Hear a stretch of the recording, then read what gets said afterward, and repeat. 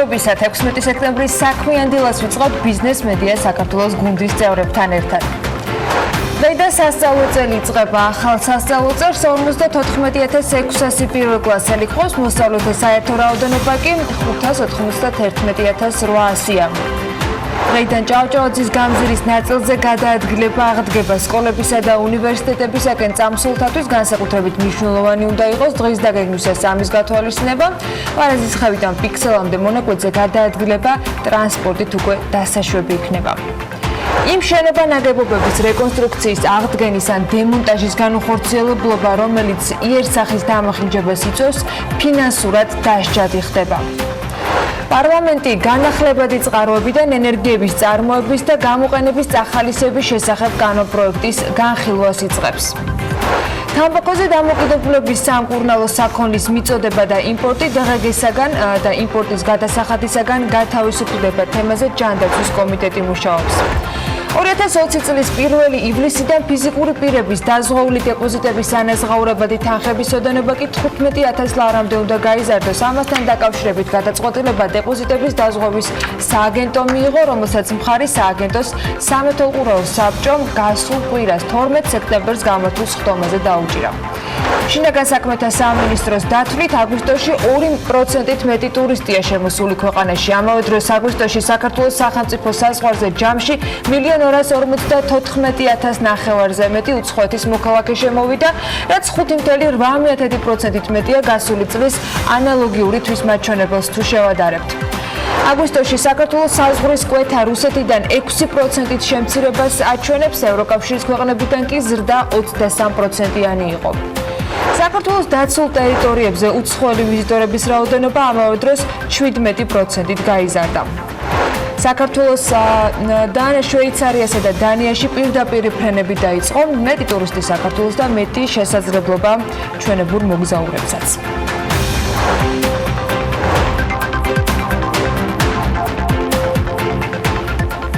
დილა მშვიდობისა.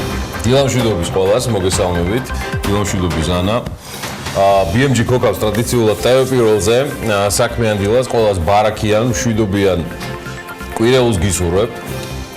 ძალიან საინტერესო კვირა მოდის, ბევრი მიმართულებით და როგორც არაერთხელ გვისაუბრია, მთელი შემდეგი წელიწადი იქნება განსაკუთრებულად საინტერესო, ჩვენ ტრადიციულად ვეცდებით აქტიურიც, კი ბატონო, აქტიურიც, სწორია. Temp charts ჩვენ არ დავაგდებთ. რა თქმა უნდა, და ჩვენც ვეცდებით მაქსიმალურად, რომ ბიზნეს ეკონომიკაზე საქმიანობისთვის განსაკუთრებულად საინტერესო ამბებზე წარმოგიდგინოთ ისეთი ამბები, რომელიც თვლით, რომ დილიდან საღამომდე არის საინტერესო თქვენთვის. ცხადია, ამისი ყველაზე მსხვილი კონცენტრაცია BMG-დან გამომდინარე ხდება ტელეპიროლზე, თუმცა 1 ოქტომბრიდან ასევე შემოგთავაზებთ რამდენიმე ჩვენს ძველ და განახლებულ ფორმატებს, რომელთაც დატყვევით როგორც ჩვენი ციფრული, ასევე სხვა მიმართულებებით. რას ფიქრობ, რა თემა ავირჩიოთ, რომელთაც მოდი ჩვენი მეუღლით დავიწყოთ თემით, რომელიც საინტერესო აღმოჩნდა ბევრისთვის, როგორც ირკვევა და ამაზე მკითხველების რაოდენობაც მეტყოლებს. ხო. ანუ ერთ-ერთი ყველაზე კითხვადი სუპერ საინტერესო სტატია გასულ კვირაში იყო თარგმანი, რომელიც გამოიცა რამდენიმე პუბლიკაცია მიეწვლა ამ თემას. მოკლედ შვეიცარიული გამოცემა, ეს არის Finance უმსხვილესი შვეიცარიული ბანკის Credit Suisse-ის ყოფილმა კლიენტებმა, აი არც მეტი არც ნაკლები პრინციპით name and shame ესეთი ინტერნეტ კამპანია წამოიწყეს პირდაპირ და კერძოდ აი ინტერნეტში საუბარია სწორედ CS victims, ანუ Credit Suisse-ის მსხვერპლნი. ეს სახელი გვერდიც კი გაიხსნა.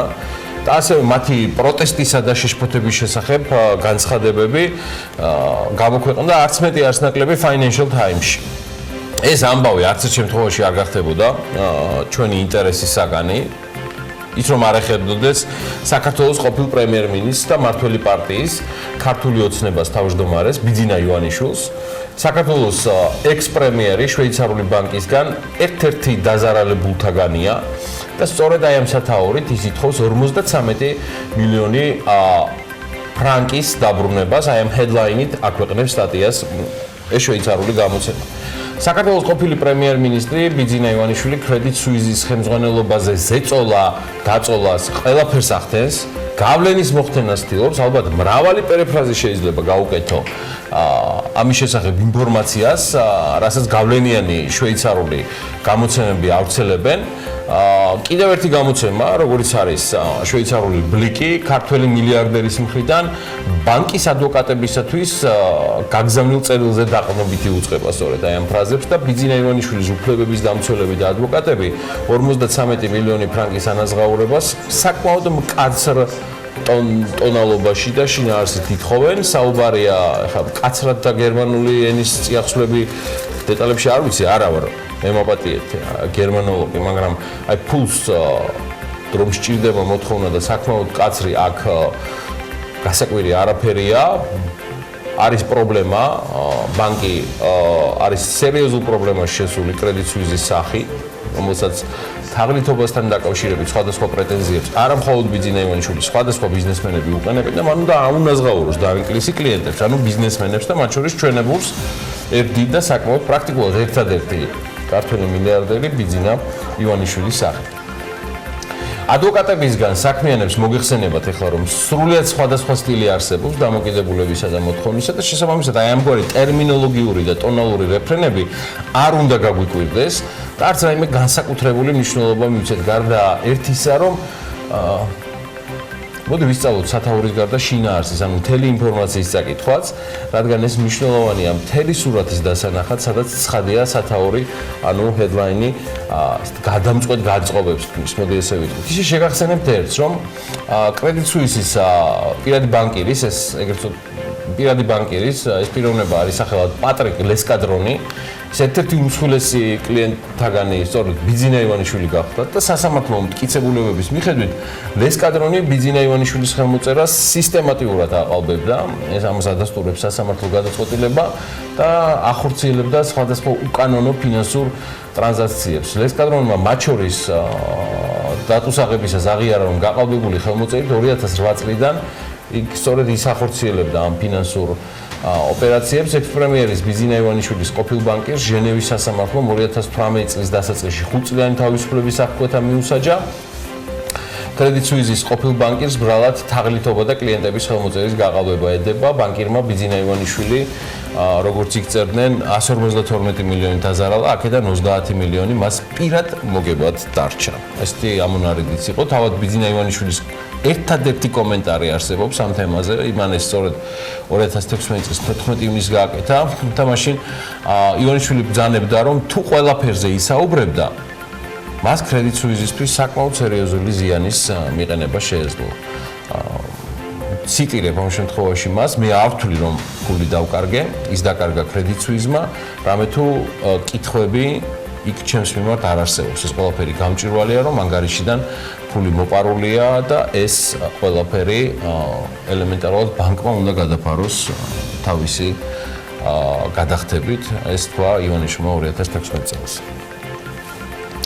ახლა კი შვეიცარიული გამოცემები წერენ, რომ წერილი, რომელიც აგვისტოთი თარიღდება, ივანიშვილის ადვოკატებმა ვალდერვისის საადვოკატო ბიუროს გაუგზავნეს, რომელიც შვეიცარიული ბანკის უფლებებს იცავს და მიმოწერაში სწორედ აი ამ 53 მილიონზეა საუბარი 2009-15 წლებში.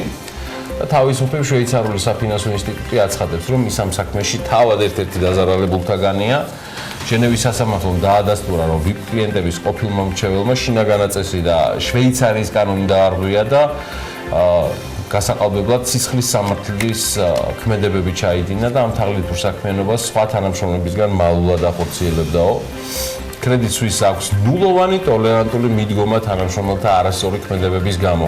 ეს განუცხადა შვეიცარულ ბლიკს კრედიტ სუიზის პრეს სპიკერმა, ესეთი ქალბატონი ანა ზექსტონი არსებობს. საქართველოს ყოფილი პრემიერ-მინისტრის მიერ 53 მილიონის მოთხოვნაზე კი აღნიშნა, რომ არ გააჩნიაო ამ მოთხოვნას არანაირი საფუძველიო. ნახოთ.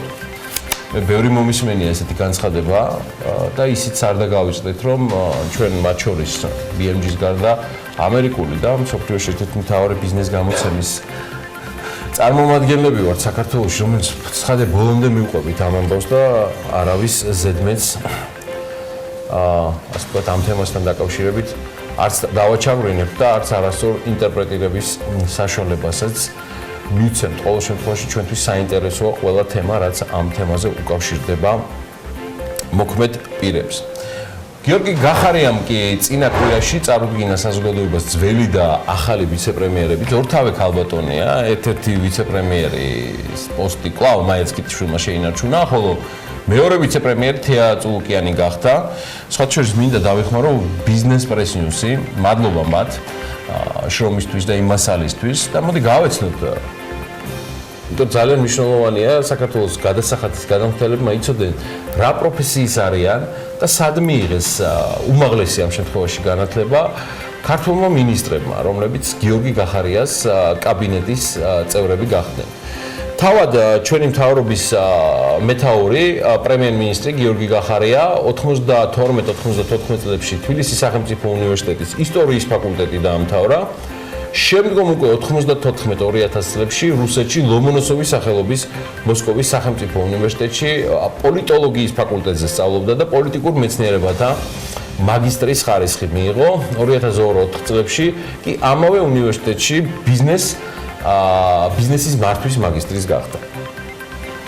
ვიცე-პრემიერი, რეგიონალური განვითარებისა და ინფრასტრუქტურის მინისტრი მაიაც კიტიშვილი პროფესიით ეკონომისტია.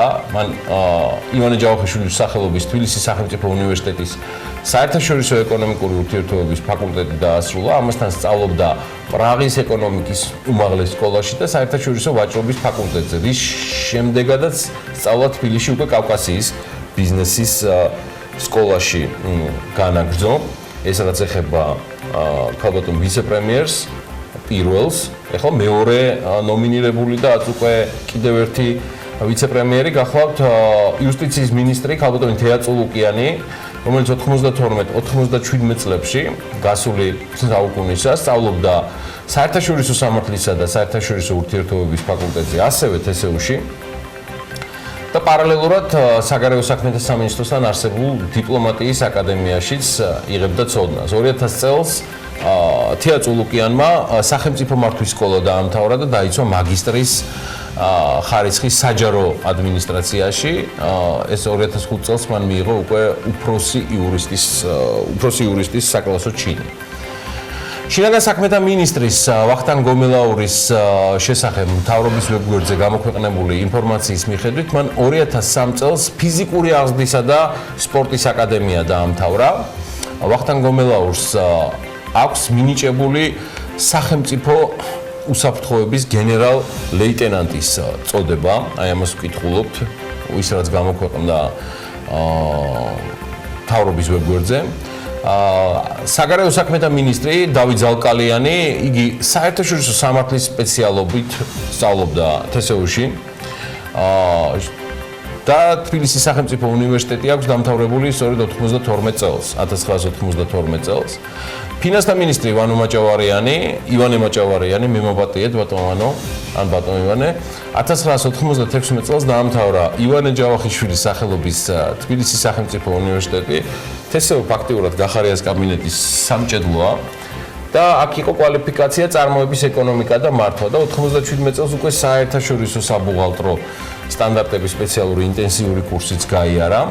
2009 წელს წარმატებით დაასრულა სასწავლო პროგრამა ფინანსების სხვადასხვა სფეროში. სხვათა შორის გავლილი აქვს ტელეკომუნიკაციებთან დაკავშირებული არაერთი ტრეინინგი და ეს ასახული იყო მის კარიერაში და წინა საქმიანობაში, როცა იგი კომპანია ჯეოსელის კომერციული დირექტორი გახდა. ეკონომიკისა და მდგრადი განვითარების მინისტრი ნათია თურნავა 90 წელს ასრულებს ასევე თსუ-ს თბილისის სახელმწიფო უნივერსიტეტის ეკონომიკის ფაკულტეტს და ეკონომისტის სპეციალობა აქვს მიღებული და 2014 წელს კი გაერთიანებული სამეფოს კუმბრის საგრაფო უნივერსიტეტი და სხვათა შორის იქ მიენიჭა სწორედ მას ბიზნეს ადმინისტრირების მაგისტრის ხარისხი. ნათია თურნავმა 2005-6 წლებში კიდევ გაიარა სწავლების სხვადასხვა კურსი ამერიკის შეერთებულ შტატებში. საუბარია ჯონ კენედის სახელობის სამთავრობო სკოლის ეგიდით ჰარვარდის უნივერსიტეტში. ეს არის ნათია თურნავას ბიოგრაფიის საგანმანათლებლო ნაწილის მონაგარი. რაც შეეხება მიხეილ ბატიაშვილს, რომელიც თავის ქვეშ განათლების, მეცნიერების, კულტურის და სპორტის მიმართულებებს აერთიანებს, მიშა 1996 წელს ასევე თსუ-ს ასე ვთქვათ კურსდამთავრებულია. ოღონდ ფსიქოლოგიის ფაკულტეტის კურსდამთავრებული გახლავთ. ჩვენი დღევანდელი განათლების, კულტურის, სპორტის მინისტრი რაღაცა ერთი გამორჩა და მაპატიეთ. გარემოს დაცვისა და სოფლის მეურნეობის მინისტრი კი ლევან დავითაშვილი ასევე თსუ-ს ეკონომიკის ფაკულტეტის სტუდენტია, იყო, ეხლა რა სტუდენტია, ეხლა მინისტრია. 95-99 წლების ჩათვლით, 99-2001 წლებში კი თსუ-შივე საერთაშორისო ბიზნესის მართვის მაგისტრის ხარისხი მიიღო. 2002-3 წლებში უკვე მილანის ბიზნესის მართვის ხარისხი აქვს შესაბამისად მიღებული. შერიგების და სამოქალაქო თანასწორობის საკითხებში ქეთევან ციხელაშვილმა 95-99 წლებში მანაც არ უღალატა კაბინეტის დღევანდელ წევრებს და ისე დაემთხვა და ვარსკვლავები ისეა გადანაწილებული, რომ ისიც თბილისის სახელმწიფო უნივერსიტეტის კურსდამთავრებულია საერთაშორისო ურთიერთობების სპეციალობით. ქეთი 99-2000 წლებში ევროპის ცენტრალურ უნივერსიტეტში, ის უნგრეთში მდებარეობს, მოიპოვა საერთაშორისო ურთიერთობების და ევროპული კვლევების მაგისტრის ხარისხი. აი 2006 წლიდან კი ილიას სახელმწიფო უნივერსიტეტის ფილოსოფიისა და სოციალურ მეცნიერებათა ფაკულტეტის დოქტორანტიც გახლავთ. საკმაოდ საინტერესო ადამიანი იმ კუთხით, რომ ძალიან ბევრი კითხვა არის მასთან დაკავშირებითაც, თუმცა გიორგი გახარიას კაბინეტის კიდევ ერთი ბანოვანი, შრომის ჯანმრთელობისა და სოციალური დაცვის მინისტრი ეკატერინე ტიკარაძე 93-98 წლებში სამედიცინო ინსტიტუტს ექიმის კვალიფიკაციით ასრულებს და 2005 წელს კი მან მოიპოვა ზოგადი პროფილის სტომატოლოგის სახელმწიფო სერტიფიკატი. სხვა შორის 2007-8 წლებში, რაც შეგვიძლია ჯანდაცვის მინისტრის ბიოგრაფიაში ამოვიკითხოთ, მას გავლილი აქვს ყბასახის იმპლანტაციის სრული კურსი გერმანიაში. და 2015-16 წლებში კი საუბარია მიუნსტერის ჯანდაცვის აკადემიის ჰოსპიტალურ სექტორში მართვის შესაბამისი კურსის კომპეტენციის მოპოვება. ეს რამ ამოვიკითხეთ ბიზნეს პრესნიუსზე.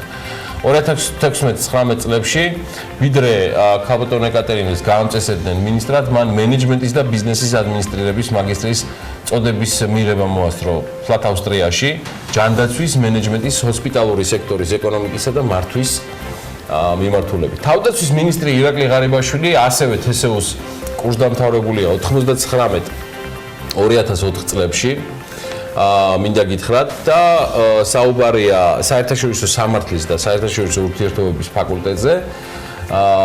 სპეციალობა არის საერთაშორისო ურთიერთობები, ხოლო შემდეგ უკვე 2002-4 წლებში, თქვენთვის ეს ფაქტი შედარებით ცნობილია, ირაკლი ღარიბაშვილი სწავლობდა სორბონის უნივერსიტეტში, მან იქ პოლიტიკური მეცნიერებების ფაკულტეტი დაასრულა, ოღონდ იქაც საუბარია საერთაშორისო ურთიერთობებში.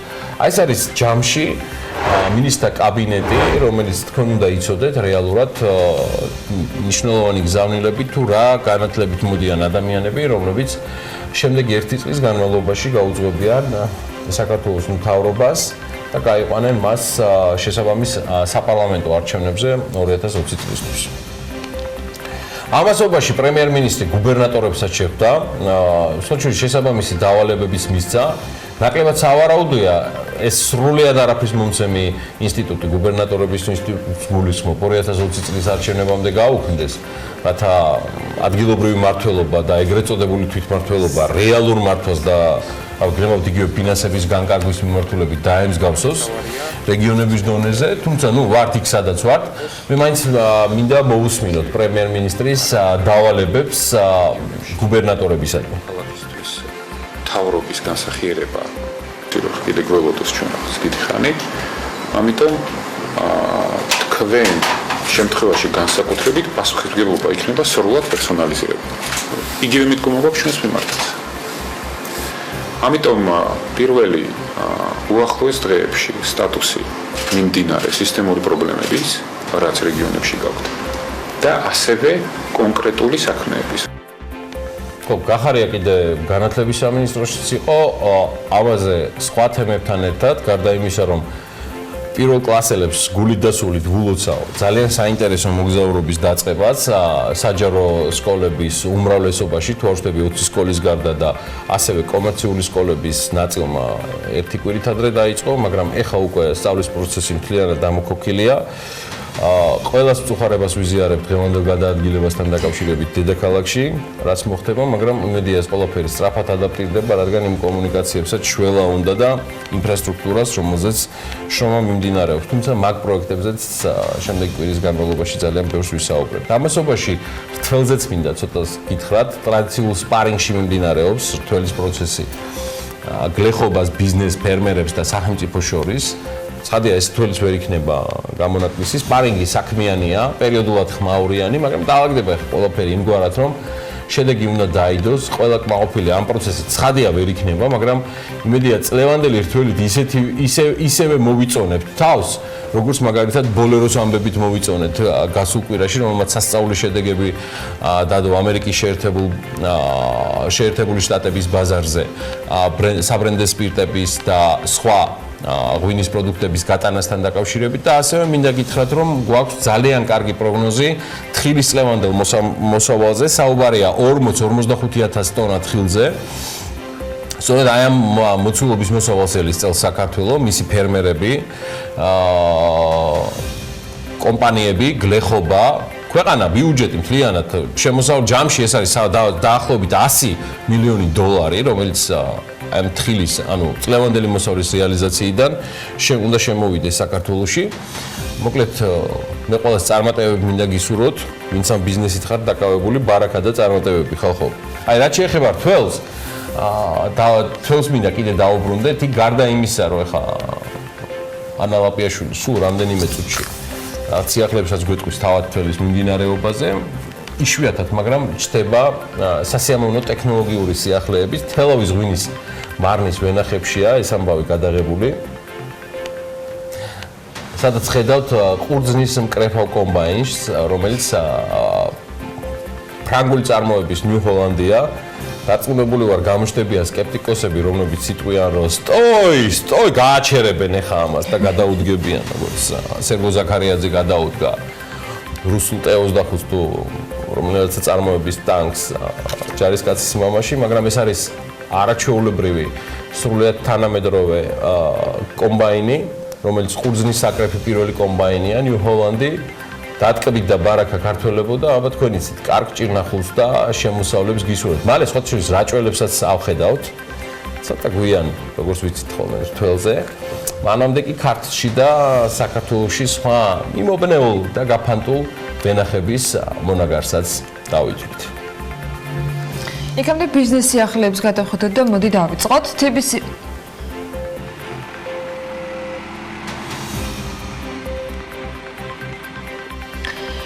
ბიზნეს სიახლეებს გადავხედოთ და მონაგარს, რომელიც BMG მკითხველებს შესთავაზა, TBC კვლევების ინფორმაციით მიუხედავად ეკონომიკის ზრდის წინწრები ინდიკატორების დინამიკისა, წელს ეკონომიკის ზრდა მაინც 4%-ზე მაღალი იქნება.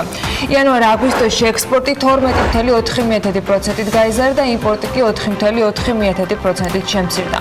ფინანსთა სამინისტრო ურბანული რკინიგზის პროექტის შესახებ ევროპის რეკონსტრუქციის და განვითარების ბანკთან და ევროპის საინვესტიციო ბანკთან მოლაპარაკებებს დაიწყებს. აგვისტოში საქართველოში უცხოელ ვიზიტორთა საერთო რაოდენობა წინა წლის აგვისტოსთან შედარებით 5.8%-ით გაიზარდა. შინაგან საქმეთა სამინისტროს ინფორმაციით შემოსავლების საერთო რაოდენობა 1.294.554 შეადგინა. აქედან 24 საათით და მეტი ხნით ჩამოსული უცხოელების რაოდენობა 2%-იან ზრდას აფიქსირებდა. 10%-ით არის გაზრდილი სხვადასხვა ქვეყნიდან 24 საათზე ნაკლებ დროში საზღვრის კვეთა. სხვა კატეგორიის ვიზიტორთა რაოდენობა კი 10.8%-ით გაიზარდა და ჯამში 278.211 შეადგინა. ვიზიტორთა შესახებ დეტალური მონაცემები ჯერ ტურიზმის ეროვნულ ადმინისტრაციას აქვე შეგახსენებთ, რომ არ გამოუქვეყნებია. სტატისტიკის ეროვნული სამსახურის არსებული მონაცემებით კი 2019 წლის მეორე კვარტალში ქვეყნის ტერიტორიაზე 15 წლის და უფროსი ასაკის ადგილობრივი ვიზიტორების საშუალო თვიური რაოდენობა 949,700-ით განისაზღვრა, რომლებმაც ქვეყნის ტერიტორიაზე დაახლოებით 1,100,000 ვიზიტი განახორციელეს. ამ პერიოდში ვიზიტორების რაოდენობა 3,9%-ით აღემატება 2018 წლის მეორე კვარტალის შესაბამის მონაცემებს. საქსტატის ინფორმაციით 2019 წლის მეორე კვარტალში ქვეყნის რეზიდენტი ვიზიტორების მიერ საქართველოს ტერიტორიაზე განხორციელებული ტურისტული ტიპის ვიზიტების საშუალო თვიური ოდენობა იყო 459,000-მდე, რაც 3,3%-ით ნაკლებია წინა წლის შესაბამისი პერიოდის მაჩვენებელთან შედარებით. ასევე 2019 წლის მეორე კვარტალში ვიზიტორების 36,4% მიეკუთვნებოდა 31-დან 50 წლამდე ასაკობრივ კატეგორიას და ქალების რაოდენობა მთლიანი ვიზიტორებისა იყო 57,4%.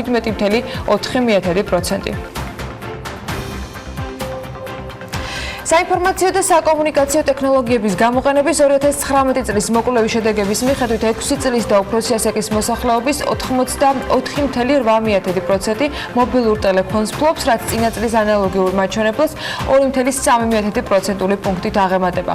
ეს მაჩვენებელი ქალაქის ტიპის დასახლებაში 3% პუნქტით არის გაზრდილი, ხოლო სოფლის ტიპის დასახლებაში 4% პუნქტით და შესაბამისად 88,8% და 78,9% შეადგინა.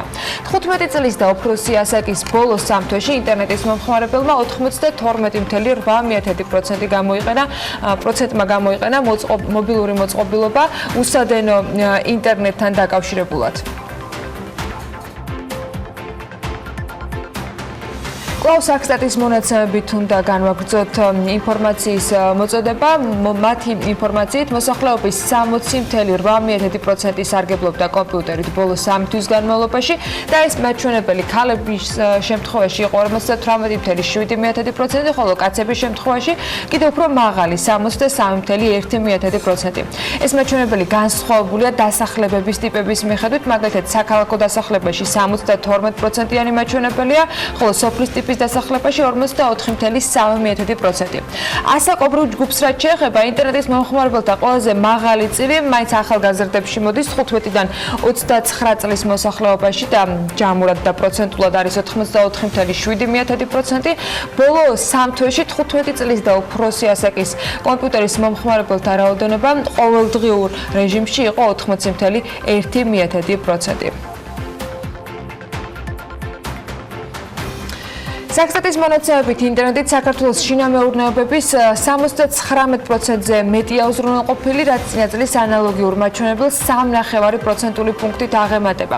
საინფორმაციო და საკომუნიკაციო ტექნოლოგიების გამოყენების 2019 წლის გამოკვლევის შედეგების თანახმად საქალაქო დასახლებებში ინტერნეტით უზრუნველყოფილი შინამეურნეობების წილი არის თითქმის 2%-მდე გაზრდილი, ანუ 1,8% პუნქტით გაზრდილი და შეადგენს 86,1%. რაც შეეხება სასოფლო დასახლებებს, აქ ჯამურმა პროცენტულმა წილმა 69,9% შეადგინა.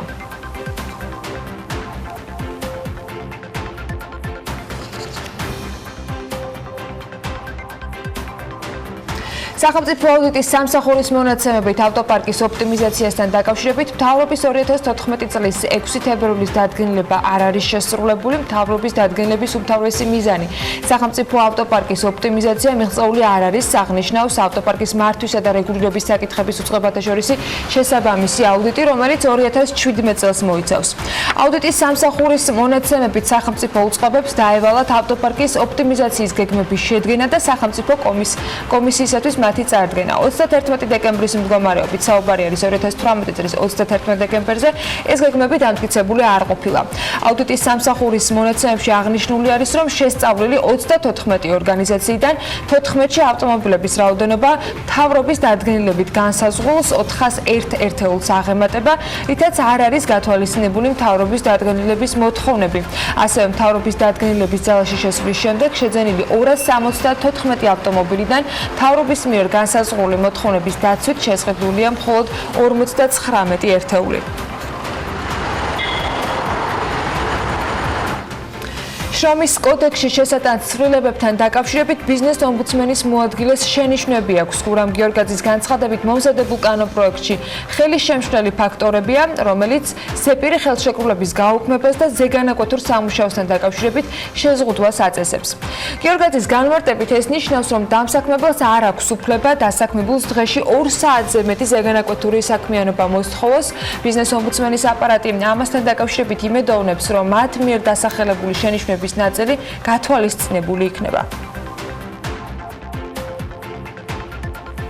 თამბაქოზე დამოკიდებულების სამკურნალო სამედიცინო მიზნებისათვის განკუთვნილი საქონლის მიწოდება და იმპორტი კი დამატებითი ღირებულებისაგან და ასევე იმპორტის გადასახადისაგან გათავისუფლდება.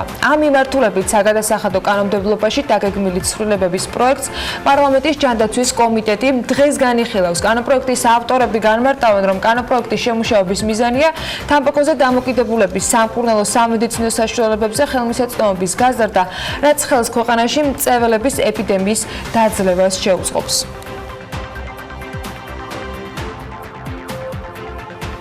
და ბირჟები, რომელზეც ლევან თაღიაშვილი ტრადიციულად ორშაბათობით გვაწვდის ინფორმაციას, საქართველოსა და ლონდონის საფონდო ბირჟებზე სწორედ მან უნდა მოგვაწოდოს განახლებული ცნობები, ის მოგვიყვება ინდექსებზე და ბოლო ერთ კვირაში განხორციელებულ გარიგებებზე, რომელიც საქართველოსა თუ დიდ ბრიტანეთში 9 სექტემბრის შემდეგ დაიდო. ლევან დილამშვიდობისა. დილამშვიდობის ანა მივესალმებით ჩვენს მაყურებელს.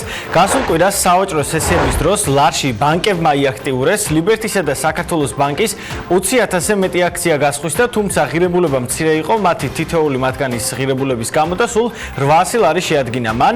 სამაგეროდ გამოირჩეოდა არასაბიჯო გარიგებები, სადაც ლარში 9 მილიონი ლარის ფასიანი ქაღალდები გასხვისდა. ლიბერთი ბანკი აქაც ერთ-ერთი მთავარი მონაწილე იყო, მისი 7,727,000 აქცია გასხვისდა 287,000 ლარად. სააქციო საზოგადოება ისანი ქართუ იყო მეორე მონაწილე, რომლის 70,000-მდე ობლიგაცია გაიყიდა 200,000 ლარად. საკმაოდ მრავალფეროვანი და აქტიური იყო ეგრეთ წოდებული ფიქსინგი, ანუ არასაბიჯო გარიგებები დოლარში. 4 კომპანიის ობლიგაციებზე დაიდო გარიგება, ესაა შპს საქართველოს სალიზინგო კომპანია, სილკნეტი, ლისილეიქ დეველოპმენტი და M-კვადრატი კომერციული ქონებები. ჯამში 1640 ობლიგაცია გაიყიდა 4,5 მილიონ დოლარად. დრო გადავიდეთ ლონდონის საფონდო ბირჟაზე, სადაც ჯორჯია კაპიტალს და TBC Bank შედარებით უკეთესი კვირა ჰქონდათ და მოგებით დაამთავრეს ვაჭრობა. საქართველოს ბანკის 315,000 აქცია გაიყიდა 4,7 მილიონ ფუნტად, ჯორჯია კაპიტალის 106,000 აქცია გასხვისდა 1 მილიონ ფუნტად, საქართველოს ჯანდაცვის ჯგუფის 15,000-ზე მეტი აქცია, TBC ბანკის კი 246,000 აქცია გაიყიდა 3 მილიონ ფუნტად. რაც შეეხება საბაზრო კაპიტალიზაციას, საქართველოს ბანკი 651 მილიონი ფუნტი ღირს, ჯორჯია კაპიტალი 382 მილიონი, საქართველოს ჯანდაცვის ჯგუფი 268 მილიონი, TBC ბანკის ღირებულება კი 687 მილიონია. მატება ერთი აქციის ფასზე შენიშნებოდა ჯორჯია კაპიტალისა და TBC ბანკის შემთხვევაში, საქართველოს ბანკის და საქართველოს ჯანდაცვის ჯგუფის აქციების ღირებულებამ კი კლება განიცადა. დაბრუნდეთ საქართველოში, სადაც ბირჟის ინდექსი ბოლო 1 კვირის განმავლობაში მკვეთრად დაეცა. მიზეზები სამწუხაროდ უცნობია, თუმცა ფაქტია, რომ JSX მთელი 60 პუნქტით დაეცა და ისტორიული მინიმუმი დააფიქსირა, ის 100 პუნქტისგან შედგება, რაც კარგი ნამდვილად არ არის. არა და გვერდის ოფიციალურ ვებგვერდზე არაა მითითებული რომელიმე კომპანიის დელისტინგის შესახებ, რასაც შესაძლოა გამოიწვია ინდექსის ვარდნა, თუმცა ცხადია ჩვენ დაუკავშირდებით ბირჟის წარმომადგენლობას და ვეცდებით გავარკვიოთ ამის მიზეზი. არ გვაქვს ცვლილებები საბაზრო კაპიტალიზაციაში, სადაც 31 აგვისტოს მონაცემებით კვლავ 1 მილიარდ 951 მილიონი ლარია ბირჟის საბაზრო კაპიტალიზაცია, როგორც ამას ეკრანზე ხედავთ. მადლობა ლევან მიმოხილვისათვის, თუმცა არ გემშვიდობებით, წინ კიდევ ძალიან საინტერესო მიმოხილვები გოლდება. ახლა დრო არის, რომ ამიდის პროგნოზი გავიცნოთ, რომელიც შრულად გარემოს ეროვნული სააგენტოს მონაცემებს ეყრდნობა და მათი ინფორმაციით ამიდი განპირობებული იქნება ამიერკავკასიის ჩრდილო-აღმოსავლეთიდან მოქმედი შედარებით ცივი ჰაერის მასების და სამხრეთიდან გავრცელებული ცხელი ჰაერის მასების ურთიერთქმედებით. შესაბამისად, მოსალოდნელია დრო გამოშვებით ღრუღრიანობის მომატება ზოგიერთ რაიონში იქნება წვიმა, იქროლებს აღმოსავლეთის მიმართულების ქარი. სოხუმში დღის განმავლობაში ტემპერატურა 23 გრადუსია ნავარაუდები, ბათუმში ხანმოკლე წვიმასალოდებიან და 26 გრადუსს, იწვევს ქობულეთშიც და 25 გრადუსი იქნება, ქუთაისში 30 გრადუსს მიაღწევს ტემპერატურა, ზუგდიდსა და ანაკლიაში კი 29 გრადუსია მოსალოდნელი და უნალექოთ ჩაივლის დღე. ოზურგეთში დღის ბოლოს ხანმოკლე წვიმასალოდებიან და 30 გრადუსი დაფიქსირდება, ონში დღის ბოლოს შესაძლოა იყოს ხანმოკლე წვიმა და 25 გრადუსი იქნება მაქსიმალური ტემპერატურა, იწვევს გორსში და ცხინვალში და 26 და 25 გრადუსი დაფიქსირდება. 23 გრადუსია ნავარაუდები მარნეულში, სადაც შესაძლოა იყოს მცირე წვიმა, ისევე როგორც რუსთავში და აქ მაქსიმალური ტემპერატურა 25 გრადუსია ნავარაუდები. 25 გრადუსი იქნება ბორჯომშიც წვიმის ფონზე, 26 გრადუსს მიაღწევს ტემპერატურა ახალციხეში, ხანმოკლე წვიმის ფონზე, ბაკურიანში ასევე წვიმაა ნავარაუდები და 20 გრადუსი დაფიქსირდება, ახალქალაქშიც იწვიმებს და 22 გრადუსს მიაღწევს ტემპერატურა, სტეფანწმინდაში 16 გრადუსი არის ნავარაუდები და წვიმა, თელავშიც იწვიმებს და 24 გრადუსი იქნება, რაც შეეხება დედაქალაქს. თბილისში დრო გამოშვებით ღრუბლიანობა მოიმატებს, შესაძლოა იყოს მცირე წვიმა და იქროლებს სამხრეთ-აღმოსავლეთის მიმართულების ქარი. ჰაერის მაქსიმალური ტემპერატურა კი 25 გრადუსია ნავარაუდები. ასე ამინდი გველოდება დღეს 16 სექტემბერს სკოლის დაწყების პარალელურად, მე მგონი ამინდიც რიგ შემთხვევებში ხელს შეუწყობს განსაკუთრებით მოსწავლეებს და სტუდენტებს, რომ ეს სასწავლო წელიც ძალიან ბედნიერად დაიწყოს და რა თქმა უნდა წარმატებით დასრულდეს. სულ რამდენიმე წუთში უკვე საქმიანი დილის სტუმრიანობა იწყება, ოღონდ რეკლამის შემდეგ რამდენიმე წუთში დაგებრუნდებით.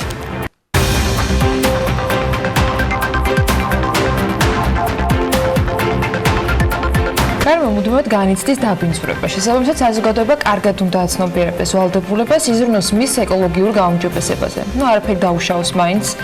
ამ მიზნით კი კომპანია გალფმა სოციალური კორპორატიული პასუხისმგებლობის ფარგლებში წამოიწყო ახალი კამპანია. მოუარეს საქართველოს, რომლის ფარგლებშიც მონაწილეები ქვეყნის სხვადასხვა ტურისტულ ადგილებს მოივლიან და დაასუფთავებენ მას ნარჩენებისაგან.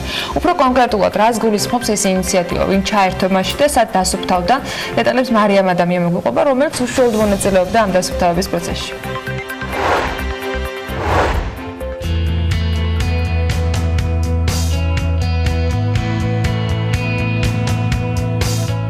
დროა დავალაგოთ საქართველო. ამ ფრაზითა და მოტივაციით კომპანია გალფი კორპორატიული სოციალური პასუხისმგებლობის ფარგლებში მთელს საქართველოს შემოივლის და ყველა ტურისტულ ადგილს ნარჩენებისგან გაათავისუფლებს. კამპანიის სახელად მოუარეს საქართველოს მთავარი მიზანი ისევ და ისევ ტურისტული საქართველოს გადარჩენაა დანაგვიანებისგან. გაწმენდა რამდენიმე ეტაპად იგეგმება. პირველ ჯერზე კი შეირჩა ის ადგილები, სადაც შექმნილი ვითარება საგანგაშოა და დაუყოვნებლივ მოითხოვს რეაგირებას. მოკლედ, პირველი ლოკაცია ანანურია. ვფიქრობ, ძალიან სასარგებლო აქცია დავიწყეთ. მასშტაბური აქცია არის, მოუარეს საქართველოს.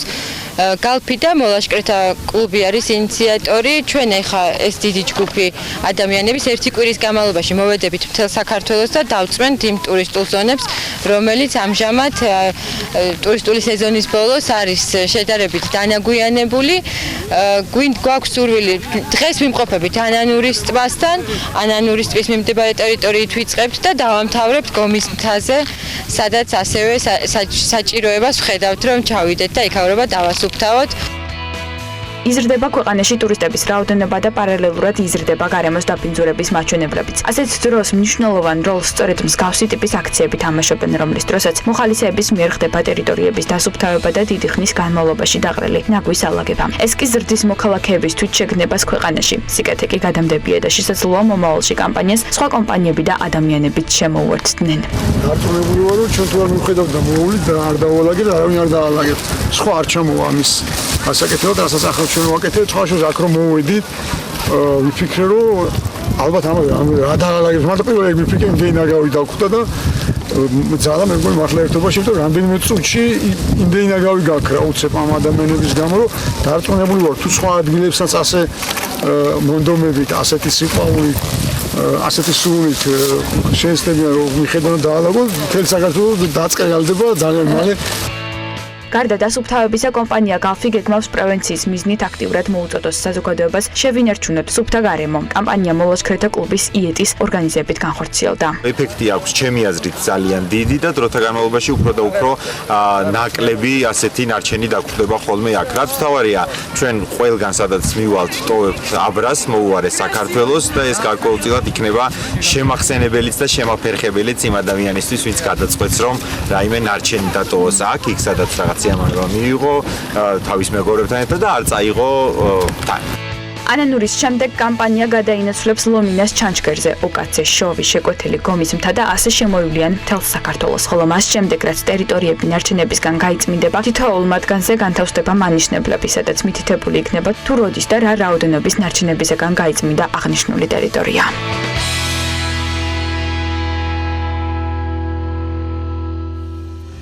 ძალიან მაგარი საქმე დაგუქეს.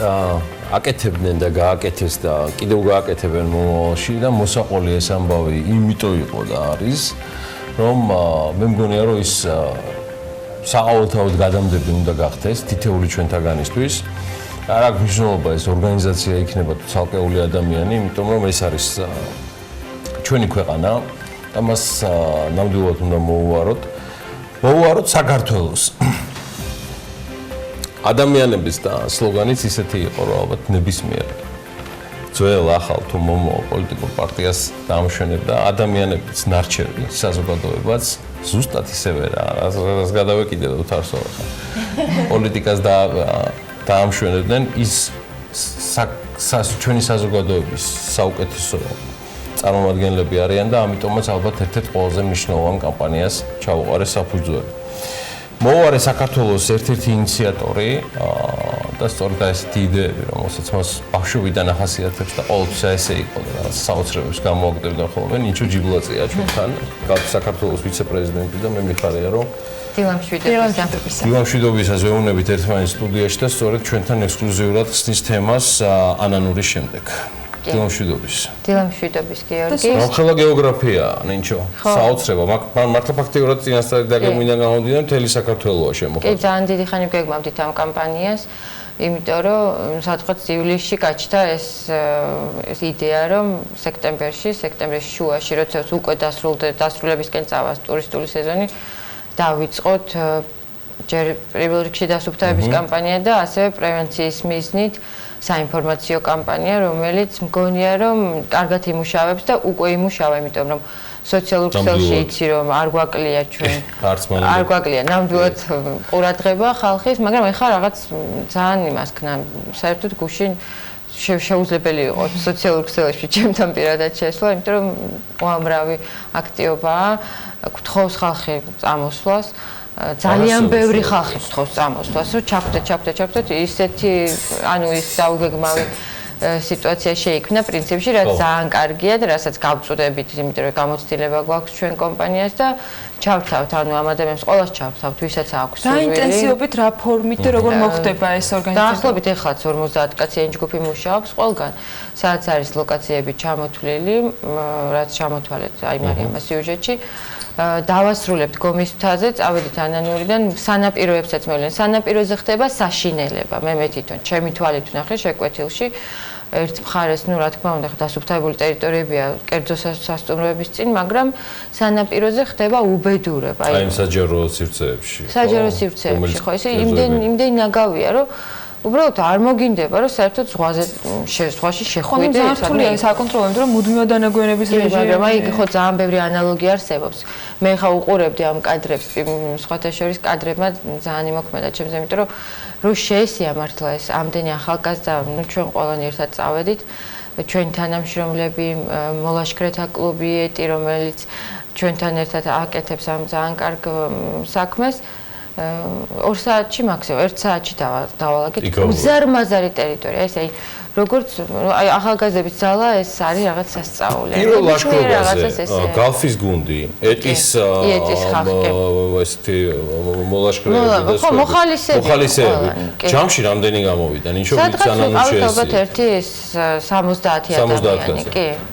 შეიძლება ცოტა მეტი, არ ვიცი. მე ვარაუდობ, რომ ასე ნაკლები აღარ იქნება იმ სურვილებიდან გამომდინარე, რასაც სოციომედიაში გავეცან. და ეხლა უკვე ვნიშნავთ ახალ ტერიტორიებს, რაც მთავარია, აი ნანახი გექნებათ ეს კადრები, როდესაც ინდოეთში სანაპირო გაწმინდა ხალხი. ყველაფერს ხალხი აკეთებს.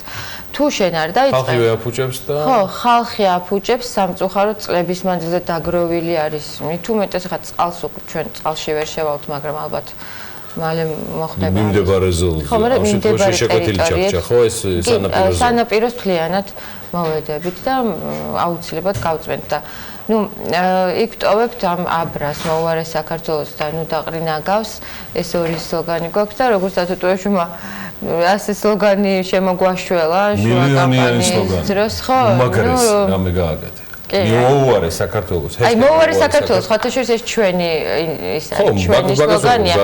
ანუ გალფის და დათომ ესეთი რაღაც თქვა რომ როდესღაც ხო უნდა დავიწყოთო, ვიწყებთ ანანურითო და ყველამ ერთად დავალაგოთ, დრო მოვიდა ყველამ ერთად დავალაგოთ საქართველო და ეს რაღაცა ძალიან მომეწონა ეს სლოგანი, ასე რომ მოუარე საქართველოს შეუერთეთ მეორე. მე დამჩას დავეშლება ვერ მოასწარი შენთან საუბარი, იმიტომ რომ სხვა თემაზე გქონდა მე და შენ მიმოწერა ამაზე მოგვიანებით.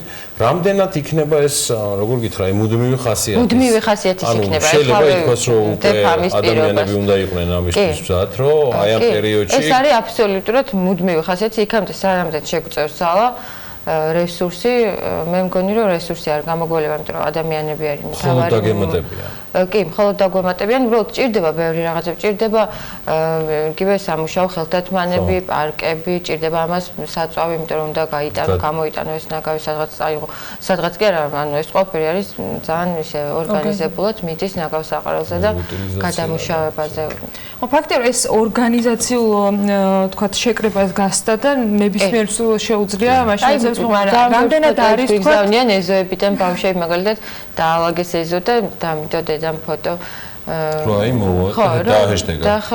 ეს კი ცალკე მნიშვნელობის არის, იმიტომ რომ ერთხელ ჩართვა ასეთ კამპანიაში ნიშნავს, რომ მომავალში ვიდრე ნაგავს გადააგდებ, გახსენდება ის შრომა, რომელიც შემდეგ მის დალაგებას სჭირდება და რეალურად ეს არის სწორედ ის პრევენციული ხასიათი, რომელთაც არის ეს პატარა პრობლემა, იმიტომ რომ მართლა რომ გადახედავ აი ესეთ ტურისტულ ზონებს, სადაც ტურისტები იმყოფებოდნენ, ძალიან კარგია რომ იმყოფებოდნენ ხო თავისთავად ახ მაგას. მაგ იმიტომაც არ შევესიეთ ადრე, რომ ტურისტები არ დავაფრთხოთ პირიქით. მაგრამ პრევენცია იმას გულისხმობს, რომ სამომავლოდ ეგება და გაფრთხილდნენ და ნაკლებად თავიანთი, ანუ დატოვებული ნარჩენები გაიყოლონ უკან და სხვადასხვა გზებით ვაპირებთ ანუ ხო ადამიანების გონებაში შეღწევას, როგორც ჩვენ ვეძახით. ჩვენ საქმიან მაყურებელს მე შემიძლია ერთი და უმთავრესი დავპირდე, რომ ნებისმიერი იდეა, რომელსაც ქოქავს გალფი, რომელსაც პირადად ქოქავს ნინჩუ ჯიბლაძე, ჩვენგან იქნება მხარდაჭერილი, თქვენ იცით, ვინც ადევნებთ თვალყურს საქმიანი დილის ამოქოქვას, ჩემი და ანას დამოკიდებულება თემის მიმართ და პირადად ნინჩოს მიმართ. ედგარ რაღაცა, არ ვიცი, მემატიანეს შევქმნით ალბათ იმ ადამიანებისგან, ვინც ჩაერთვებიან ამ არაჩვეულებრივ კამპანიაში მოუარე საქართველოს, რომელიც დარწმუნებული ვარ, რომ მოედება მთელ საქართველოს და მეწარმოებელს გისურვებ. მომავალში ერთად გესტუმრებით, დღეს უბრალოდ ყველა წავიდა და ისევ იგივე საქმით ვარ დაკავებული, ამიტომ რაღაცა ხო, უფრო ჯერ სამუშაო რეჟიმი არის, იმიტომ რომ მიზანი კი, უბრალოდ მე გაგაცანით ძალიან დასაწყისი ეტაპი და ნახავთ ეს სანამდეც მივა, მე მგონი ძალიან კარგ საზრდ დაგვაყენეს. ძალიან მაგარია. ნინჩო ჯიბლაძე, კომპანია გალფის ვიცე-პრეზიდენტი, მადლობა მას სტუმრობისთვის, მადლობა მუდმივი მეგობრობისთვის და ძალიან მაგარი იდეებისთვის და თემებისთვის. ჩვენ კი ახლა ნავთობის ბირჟების მიმოხილვით გადავდივართ, რადგან საკმაოდ საინტერესო ამბები ხდება და იდეაში ბენზინის ფასებზეც გავაგრძელებთ საუბარს და ამაზე ლევან თაღიაშვილი ისაუბრებს თავისი ტრადიციული ჩართვით და გვეტყვის საერთაშორისო ბაზრებზე მომხდარ ცვლილებებს, რომელიც უახლოეს მომავალში გარკვეულ ასახვას პოვებს თითოეულ ჩვენთაგანზე. ლევან, გისმენთ. დილამშვიდობის, ნავთობის ფასი ბოლო ერთი კვირის განმავლობაში შემცირებულია. ლონდონში კლება ზუსტად $3 იყო, მისი ამჟამინდელი ღირებულება $44 და 85 ცენტია, როგორც ამას ეკრანზე ხედავთ. ტრენდი ბუნებრივია იდენტური იყო ლონდონში, სადაც უფრო მაღალი ხარისხის ნავთობი ივაჭრება. კლებამ აქ $2 და 30 ცენტი შეადგინა და მისი ამჟამინდელი ფასი $60 და 22 ცენტია. რაც შეეხება მიზეზებს, საერთაშორისო ენერგეტიკის სააგენტოს ინფორმაციით, გამომდინარე იქიდან, რომ გლობალური ეკონომიკური ზრდა შემცირებულია, მოთხოვნა 2020 წელს ნავთობზე დაიკლებს და ფასის ქვემოთ წამოსვლაზე ამ ინფორმაციის გავრცელებამ საკმაოდ დიდი გავლენა იქონია. გარდა ამისა, საუდის არაბეთის ნავთობის ახალმა მინისტრმა განაცხადა, რომ მას მომავალში უფრო მჭიდრო კავშირი სურს ოპეკის შიგნით და იმედოვნებს, რომ კონსენსუსის გზით მოახერხებენ ნავთობის შემცირებული რაოდენობით მოპოვების შეთანხმების გახანგრძლივებას. თუმცა გუშინ წინ უპილოტო საფრენი აპარატების შეტევამ საუდის არაბეთში ქვეყნის ნავთობის თითქმის ნახევარზე შეაჩერა წვდომა, რაც 5 მილიონ ბარელს ნიშნავს დღეში. შესაბამისად, როგორც Forbes-ის ანალიტიკოსი რობერტ რაპი ეწერს, შესაძლოა ბირჟები $5 ან $10 მატებითაც კი გაიხსნას. ეს კარგი ნამდვილად არაა საქართველოსთვის, რადგან საერთაშორისო ფასები ცხადია ზეგავლენას იქონიებს ჩვენს ბაზარზე და სულ რამდენიმე წუთის წინ გავრცელდა ინფორმაცია, რომ 13%-იანი ზრდით დაიწყო ვაჭრობა ნავთობის ბაზარზე. ჯერჯერობით ერთი კვირაა საქართველოში ფასში ცვლილება არ მომხდარა და ხუთივე ძირითად კომპანიაში საქართველოში ბენზინი არ გაძვირებულა. All News-ის ინფორმაციით ყველაზე ყველაზე იაფად ლუკოილში შეგეძლიათ როგორც პრემიუმის, ისე რეგულარის ტიპის საწვავის შეძენა. მათი ღირებულება შესაბამისად 2 ლარი და 60 თეთრი და 2 ლარი და 59 თეთრია, რაც შეეხება საერთაშორისო ფასებს, დღეს ალბათ ძალიან აქტიური იქნება ბირჟა და ამას ხადია BMG-ზე შემოგთავაზებთ დეტალებს. სრული სიმართლეა, დიახ, დაახლოებით 14%-იან მატებასთან გვაქვს საქმე, რამაც მორიგი განგაშიზარები შემოაკრევინა ამერიკის შეერთებული შტატების პრეზიდენტს დონალდ ტრამპს, რომელიც მიიჩნევს, რომ ნავთობის ეროვნული მარაგებიდან, შეერთებული შტატების ეროვნული მარაგებიდან უნდა მოხდეს შესაბამისი მოცულობების დამატება, საიმისით, რომ სიტუაცია დასტაბილურდეს.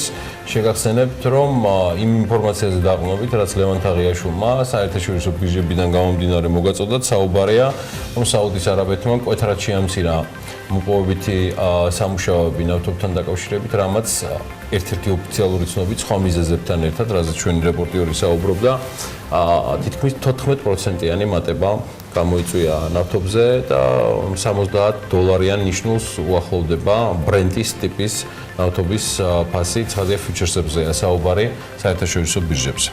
ჩვენ კიდევ ძალიან საინტერესოს გაგიზიარებთ BMG-ზე წასაკითხთ უკვე ნანახ ნიუსებთან დაკავშირებით, ოღონდ ეს ცოტა მოგვიანებით წინ სარეკლამო პაუზა გველდება.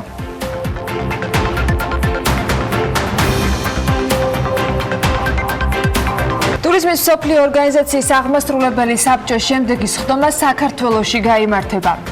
კახეთში დღეღამური გადამუშავების პიკური მაჩვენებელი დაფიქსირდა რთველზე გასული კვირის მიწურულს კახეთის რეგიონში 40-მდე ღვინის საწარმომ 6000-მდე ტონა ყურძენი გადაამუშავა. გარემოს დაცვის და სოფლის მეურნეობის სამინისტროს ფშავ-ხევსურეთის ეროვნულ პარკში ვიზიტორთა ცენტრის და ადმინისტრაციის შენობის მშენებლობა იწყება. ბიზნესი ახლები დავბრუნდით საქმიანი დილის ეთერში. ფინანსთა სამინისტრო თბილისის ურბანული რკინიგზის პროექტის განსახორციელებლად ევროპის რეკონსტრუქციის და განვითარების ბანკთან და ევროპის საინვესტიციო ბანკთან მოლაპარაკებებს დაიწყებს. როგორც ფინანსთა მინისტრი განმარტავს, საუბარია დაახლოებით $174 მილიონი და $218 მილიონი თანხაზე, იმის მიხედვით რკინიგზა ერთხაზიანი იქნება თუ ორხაზიანი.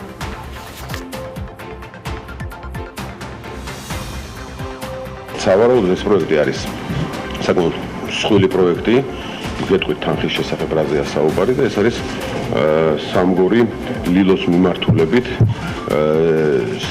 საქალკო ურბანული რკინიგზის განვითარების პროექტი დაახლოებით 7 გაიხსნება სადგური და ასევე რაც თავარია ამ პროექტის ფარგლებში იგეგმება რუსთავთან, ესე ვთქვათ, დაკავშირება ამ სარკინიგზო ურბანულ სარკინიგზო მიმოსვლის. ანაკლის სპორტის პროექტის ზაფხულშიც მუშაობდით და ნამდვილად არ ვისვენებდით. ანაკლის განვითარების კონსორციუმთან სამუშაო დონეზე ყოველდღიური, ყოველკვირეული ურთიერთობა გვაქვს, თქვა ვიცე-პრემიერმა მაია წკიტიჩვილმა მთავრობის ხდომის შემდეგ მედიასთან და აღნიშნა, რომ ანაკლის განვითარების კონსორციუმს ხელშეკრულებით დადგენილი ვადები აქვს და 15 ოქტომბერს უნდა წარადგინონ, როგორც ბანკებთან შეთანხმებები თანხების გამოყოფის თაობაზე, ასევე საკუთარი კაპიტალის შევსების ნაწილზე. მთავრობის ხდომების სტარტებოდა ზაფხულში და ჩვენ ვაგრძელებდით მუშაობას არ ვისვენებდით ნამდვილად ზაფხულის განმავლობაში კონსორციუმთან ჩვენ გვაქვს აქტიური ურთიერთობა სამუშაო დონეზე. ყოველკვირეული, ყოველდღიური ხანდახან შესაბამისი თანამშრომლების მიერ მე პირადად გქონდა შეხვედრა გუშინ წინ და ეს არის სამუშაო პროცესი, რომელშიც ჩვენ ჩართულები ვართ. მათ შორის, რა თქმა უნდა, არის ის საკითხები, რომელიც ხელშეკრულებით არის განსაზღვრული, როგორც არის მაგალითად იცით, რომ სამშენებლო კონტრაქტორი აქვს შერჩეული კონსორციუმს და შესაბამისად ხდება ამ სამშენებლო კონტრაქტორის ჩვენთან შეთანხმება. ჩვენ კვლავ მუშაობთ ბანკებთანაც და კონსორციუმთან საინვესტიციო ხელშეკრულების ცვლილებების ფორმულირებებზე, რომელზეც პრინციპულ შეთანხმებებზე, პრინციპული შეთანხმებების შესაბამისად, რომელიც ბანკებთან იქნა მიღწეული და იმის ასახვაზე საინვესტიციო ხელშეკრულებაზე, ასევე ეს არის ჩვეულებრივი სამუშაო რეჟიმი, რომელშიც ჩვენ ვართ. აჭარაში ბულვარის თურქეთის საზღვრამდე გაგრძელება მომავალი წლიდან იგეგმება. ამასთან დაკავშირებით BMG-ს აჭარის მთავრობის თავმჯდომარემ თორნიკე რიჟვაძემ უთხრა, როგორც ის აღნიშნავს, ბულვარის საფარამდე გაგრძელებასთან ერთად პროექტი გონიოს ხიდის მშენებლობასაც მოიცავს. თორნიკე რიჟვაძის თქმით, ამ ეტაპზე ტექნიკურ-ეკონომიკური კვლევა მიმდინარეობს, რომლის დასრულების შემდეგაც უკვე მშენებლობის ეტაპი დაიწყება.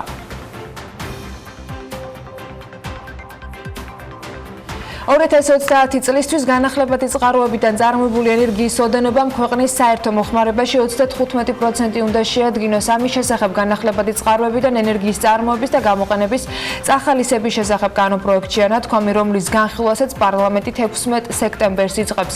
კანონპროექტი 22 მუხლისგან შედგება და ითვალისწინებს სამართლებრივი საფუძვლების შექმნას განახლებადი ენერგიების ხელშეწყობის, წახალისების და გამოყენებისათვის. ამასთანავე განსაზღვრავს კონკრეტული პერიოდისათვის ქვეყნის ენერგიის მთლიან საბოლოო მოხმარებაში და ტრანსპორტში განახლებადი წყაროებიდან მიღებული ენერგიის რაოდენობას, რაც გამოსახულია პროცენტულ მაჩვენებელში და წარმოადგენს სავალდებულო ეროვნულ სამიზნე მაჩვენებელს. დოკუმენტის განმარტებით ბარათში ასევე წერია, რომ კანონპროექტის უმთავრესი მიზანი ადგილობრივი რესურსების მაქსიმალური გამოყენებით, საქართველოს იმპორტზე დამოკიდებულების შემცირება და მომხმარებლის ელექტროენერგიაზე მოთხოვნის სრული დაკმაყოფილება უზრუნველყოფაა. იმ პირებს, რომელთა მფლობელობაში არსებული შენობა ნაგებობები ქალაქის თუ დაბის იერსახეს ამახინჯებენ, რეკონსტრუქციის აღდგენის ან დემონტაჟის ვალდებულება ექნებათ. წინააღმდეგ შემთხვევაში ისინი დაჯარიმდებიან. ამ ვალდებულებას პროდუქტის უსაფრთხოებისა და თავისუფალი მიმოქცევის კოდექსში ცვლილების შეტანის შესახებ კანონის პროექტი ითვალისწინებს, რომლის განხილვაც პარლამენტის დარგობრივი ეკონომიკის და ეკონომიკური პოლიტიკის კომიტეტის სხდომაზეა დაგეგმილი. კანონპროექტის თანახმად ჯარიმების მოცულობა 200-დან 5,000 ლარამდე იქნება. თუ მესაკუთრე მაგალითად დადგენილ ვადებში არ შეასრულებს ზედამხედველობის ორგანოს მიერ მიცემულ მითითებას, ქალაქ თბილისის ტერიტორიაზე ეს ჯარიმა 5,000 ლარიანი იქნება. თვითმმართველ ქალაქებში 1,000 ლარით განისაზღვრება ჯარიმა, მუნიციპალიტეტის დასახლებაში ქალაქში 500 ლარით, ხოლო დაბასა და სოფელში კი 200 ლარიანი ჯარიმა იქნება განსაზღვრული. კანონპროექტი ითვალისწინებს თავის მხრივ გამონაკლისებსაც. ამ მუხლის მოქმედება არ გავრცელდება საკარმიდამო მიწის ნაკვეთზე არსებულ საცხოვრებელ სახლებზე, ასევე კულტურული მემკვიდრეობის ძეგლებზე და იმ შენობა ნაგებობებზე, რომლებიც საცხოვრებელი მიზნით გამოიყენება, რათა საკუთრების უფლების ხელყოფა არ მოხდეს. ბიზნეს ასოციაციაში Property Georgia's, FIAPSI Georgia's ინიციატივითა და ორგანიზებით საქართველოს ბანკის მხარდაჭერით შეხვედრა გაიმართა მრგვალი მაგიდის თემაზე. საქართველოს როგორც უძრავი ქონებისა და ტურიზმის ინდუსტრიის დესტინაცია. შეხვედრის მიზანი იყო 15-16 ოქტომბერს დაანონსებული უძრავი ქონებისა და სასტუმრო ბიზნესის საერთაშორისო ყოველწლიური ფორუმის მდგრადი და მედეგი ქალაქების მშენებლობის და მის ფარგლებში დაგეგმილი დაჯილდოების ცერემონიის შესახებ საერთაშორისო წრეების ინფორმირება და მათი ცნობადობის ამაღლება.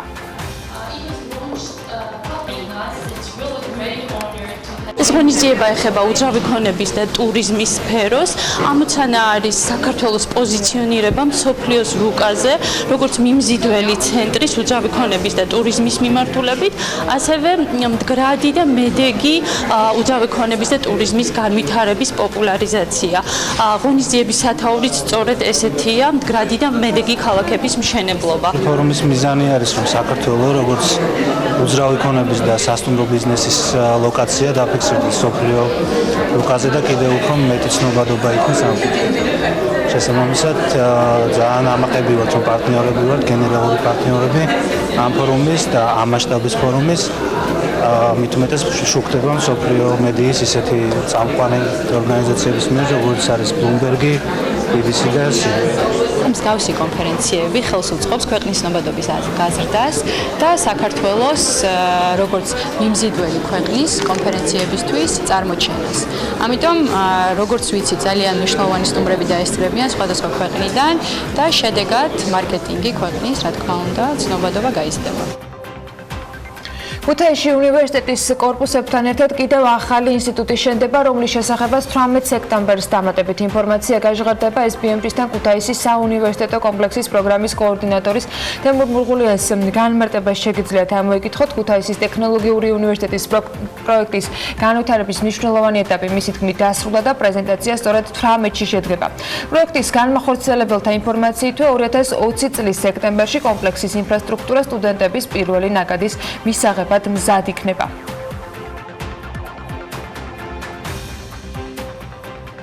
თხილის მწარმოებელთა ასოციაციის მონაცემებით გასულ წელთან შედარებით თხილის ფასი და მოსავალი დაახლოებით 3-ჯერ გაიზარდა.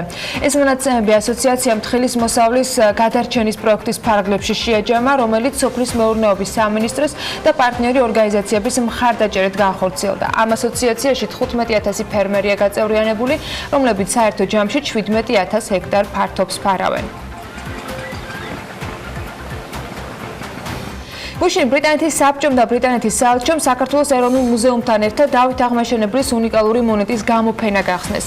ბრიტანეთის მუზეუმში დაცული სპილენძის მონეტა მსოფლიოში პირველად საქართველოს ეროვნულ მუზეუმში გამოიფინა. მონეტა, რომელიც მე-11-მე-12 საუკუნეებით თარიღდება, საქართველოში ბრიტანული სეზონის ფარგლებში ჩამოიტანეს. ბრიტანეთის სეზონი 60-ზე მეტ ღონისძიებას აერთიანებს და ბრიტანეთის საბჭოსა და საელჩოს ორგანიზებით იმართება. მონეტის ნახვა კი შესაძლებელია როგორც მუზეუმში, ასევე ინტერნეტ სივრცეში შექმნილ ახალ ციფრულ პლატფორმაზე.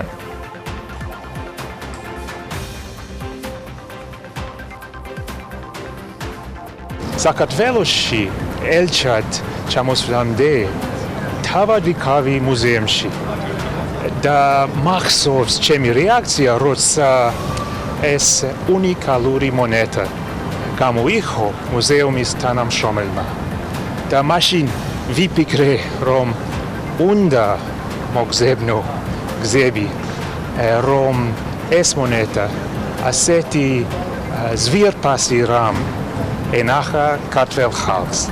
და მე ვიტყოდი, ეს არის მოვლენა ყველა ჩვენთაგანისთვის.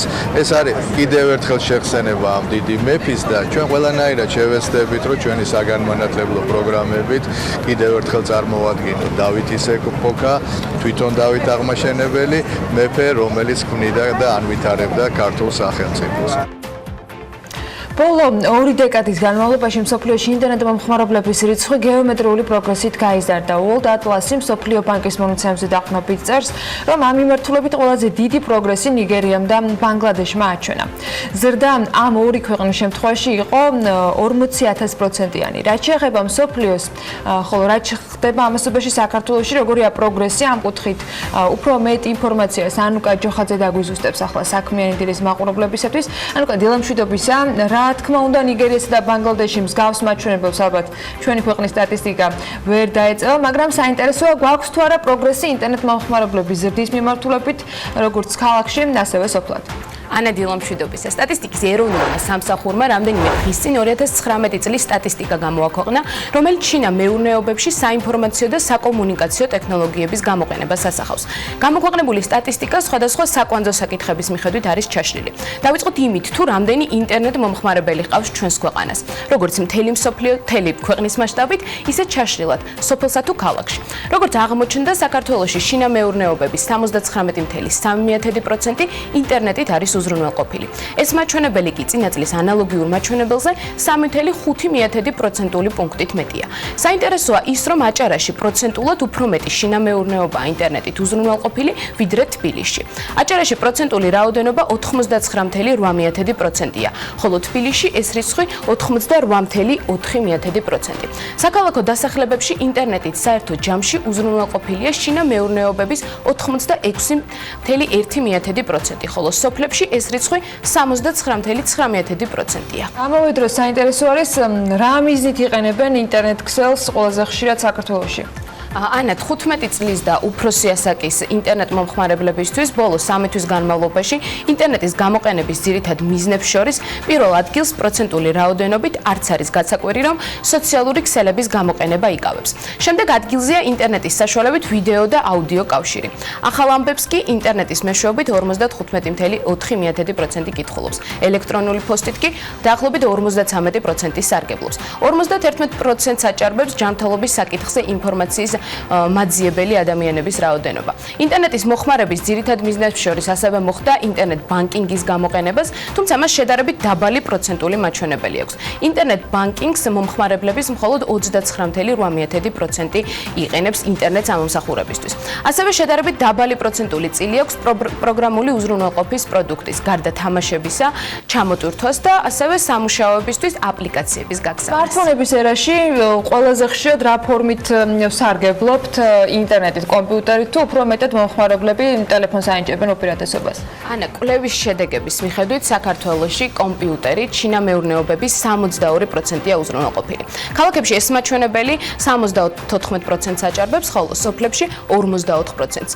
ეს მაჩვენებელი ყველაზე მაღალი თბილისსა და აჭარაში დაფიქსირდა და 79 და დაახლოებით 69% შეადგინა. ეს რაც შეეხება კომპიუტერით უზრუნველყოფას, ხოლო გამოყენების სიხშირის მიხედვით 15 წლის და უფრო ასაკის ადამიანების 80%-მა ბოლოს 3 თვის განმავლობაში თითქმის ყოველდღე ისარგებლა კომპიუტერით.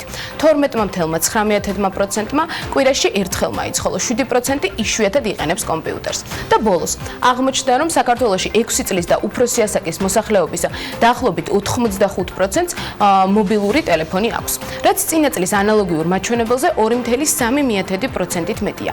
უფრო ჩაშლილად რომ ვთქვათ, სოფლის ცხოვრებლების 88.8%-ს, ხოლო ქალაქში მცხოვრები ადამიანების 78%-ს მობილური ტელეფონი აქვს. ეს რაც შეეხება საქართველოს. მოდით გადავხედოთ მსოფლიოს მონაცემებს, როგორ იზრდებოდა წლიდან წლამდე მსოფლიოს სხვადასხვა ქალაქებში ინტერნეტ მომხმარებელთა რაოდენობა და რომელ ქვეყანას აქვს ამ მიმართულებით ყველაზე დიდი პროგრესი. ნახოთ სიუჟეტი. ჩინეთის მოსახლეობა მილიარდს აჭარბებს. წლიდან წლამდე კი ინტერნეტ მომხმარებლების რიცხვიც იზრდება. მსოფლიო ბანკის მონაცემებით მსოფლიოს ინტერნეტ მომხმარებლების რაოდენობის მიხედვით ლიდერი სწორედ ჩინეთია, სადაც 748 მილიონი ადამიანი ინტერნეტ ქსელთან არის დაკავშირებული. ინტერნეტ მომხმარებლების რაოდენობა ყველაზე მეტად ბოლო 2 დეკადის განმავლობაში გაიზარდა. ამ ქვეყანაში კი ინტერნეტს ძირითადად მობილური ტელეფონებით უკავშირდებიან. რეიტინგში მეორე ინდოეთია, სადაც 455 მილიონი ინტერნეტ მომხმარებელი ცხოვრობს. მათი ძირითადი ნაწილი კი ცენტრალურ ქალაქებზე მოდის, რადგან სოფლებში ინტერნეტ ქსელი ნაკლებად არის განვითარებული. ჩინეთის მსგავსად სმარტფონები ინდოეთშიც დიდი პოპულარობით სარგებლობს. შესაბამისად, ინტერნეტს ინდოელები ძირითადად სწორედ მობილური ტელეფონების საშუალებით უკავშირდებიან. სამეულში ამერიკის შეერთებული შტატები 245 მილიონი ინტერნეტ მომხმარებლით, რაც მთლიანი მოსახლეობის 80%-ს უდრის. რეიტინგში ქვეყნის მოწინავე პოზიცია გასაკვირი არც არის. ამერიკის შეერთებული შტატები ინტერნეტ ქსელის სამშობლოდ მიიჩნევა, ასე რომ ამ მიმართულებით მსოფლიოში ამერიკელები ერთ-ერთ ყველაზე აქტიურებად ითვლებიან.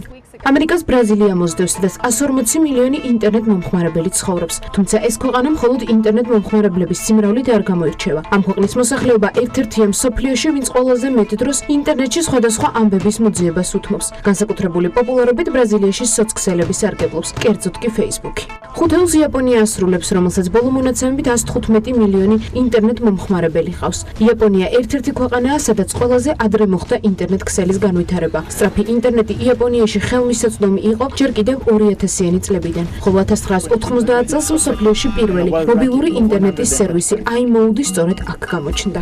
ეს რაც შეეხება აწმყოს, თუმცა როგორია ინტერნეტ ქსელის მომავალი და განვითარების ტენდენციები. როგორც World Atlas-ის სტატიაში ვკითხულობთ, მსოფლიოში ინტერნეტ მომხმარებლების რიცხვი ყოველწლიურად მზარდი დინამიკით ხასიათდება, რაც მოსახლეობას იმაზე მეტ შესაძლებლობებს აძლევს, რაც მანამდე ჰქონდათ. თუმცა ინტერნეტის ქსელის განვითარებასთან ერთად მატულობს კიბერთავდასხმებიც, რაც პირადი ინფორმაციის უსაფრთხოების საკითხს ეჭქვეშ აყენებს.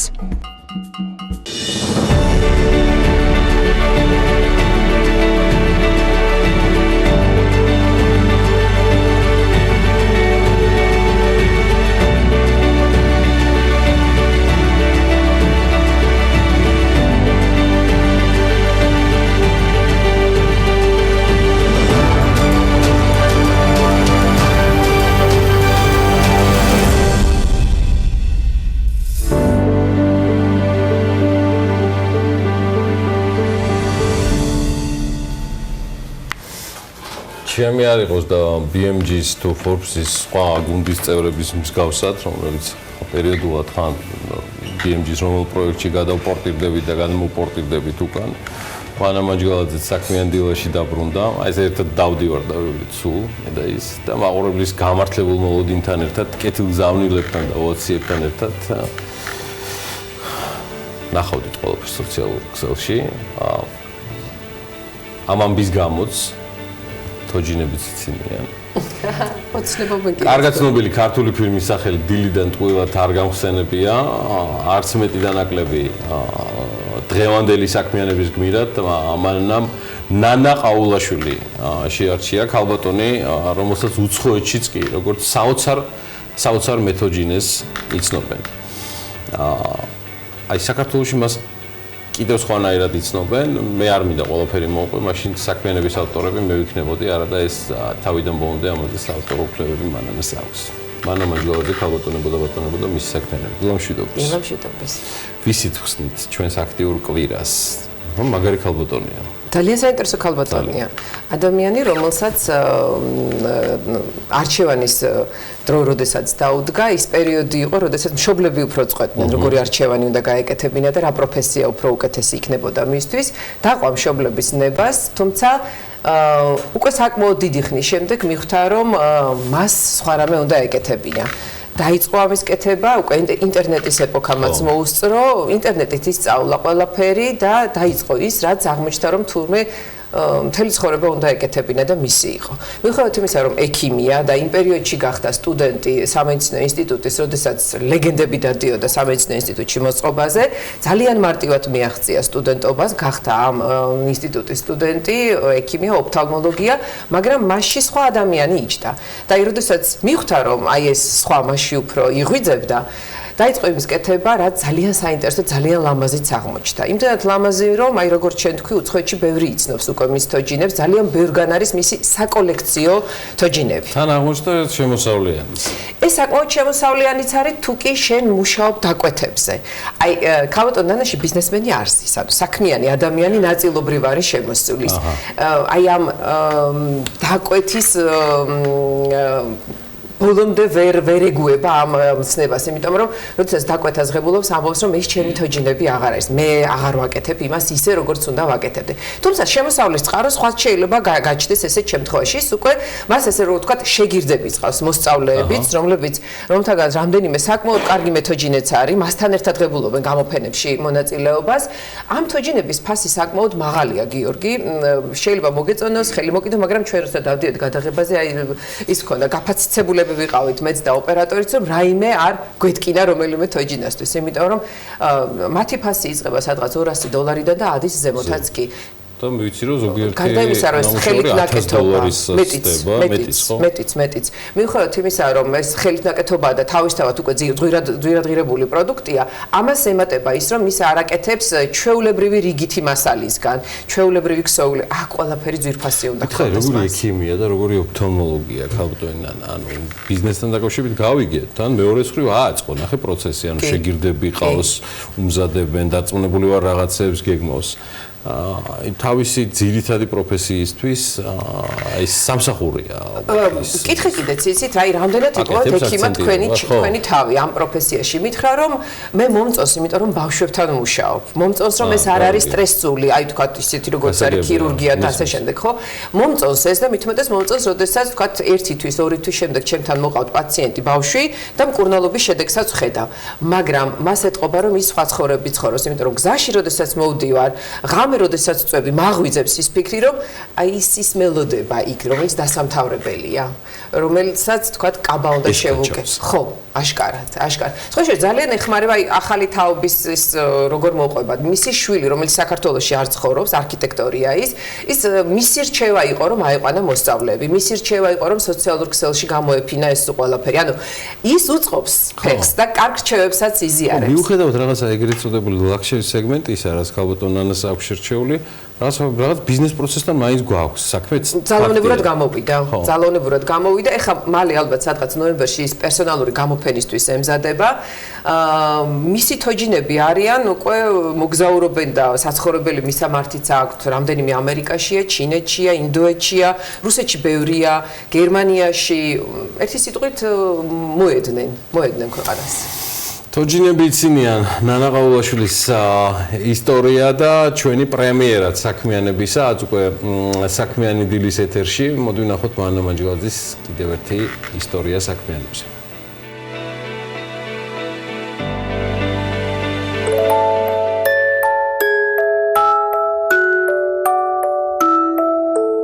ჩემმა დამ სკოლიდან მოიტანა ამბავი, რომ მასწავლებელმა თქვაო, რომ თოჯინასო თუ კარგად მოეფერებიო, გაცოცხლდებაო. მასწავლებელმა რა ხან თქვა ახლა ეს უკვე. ვფრთხილდებოდი, ვაძინებდი, გავაღვიძებდი, ცივნიავს სხვა არ ვაკარი.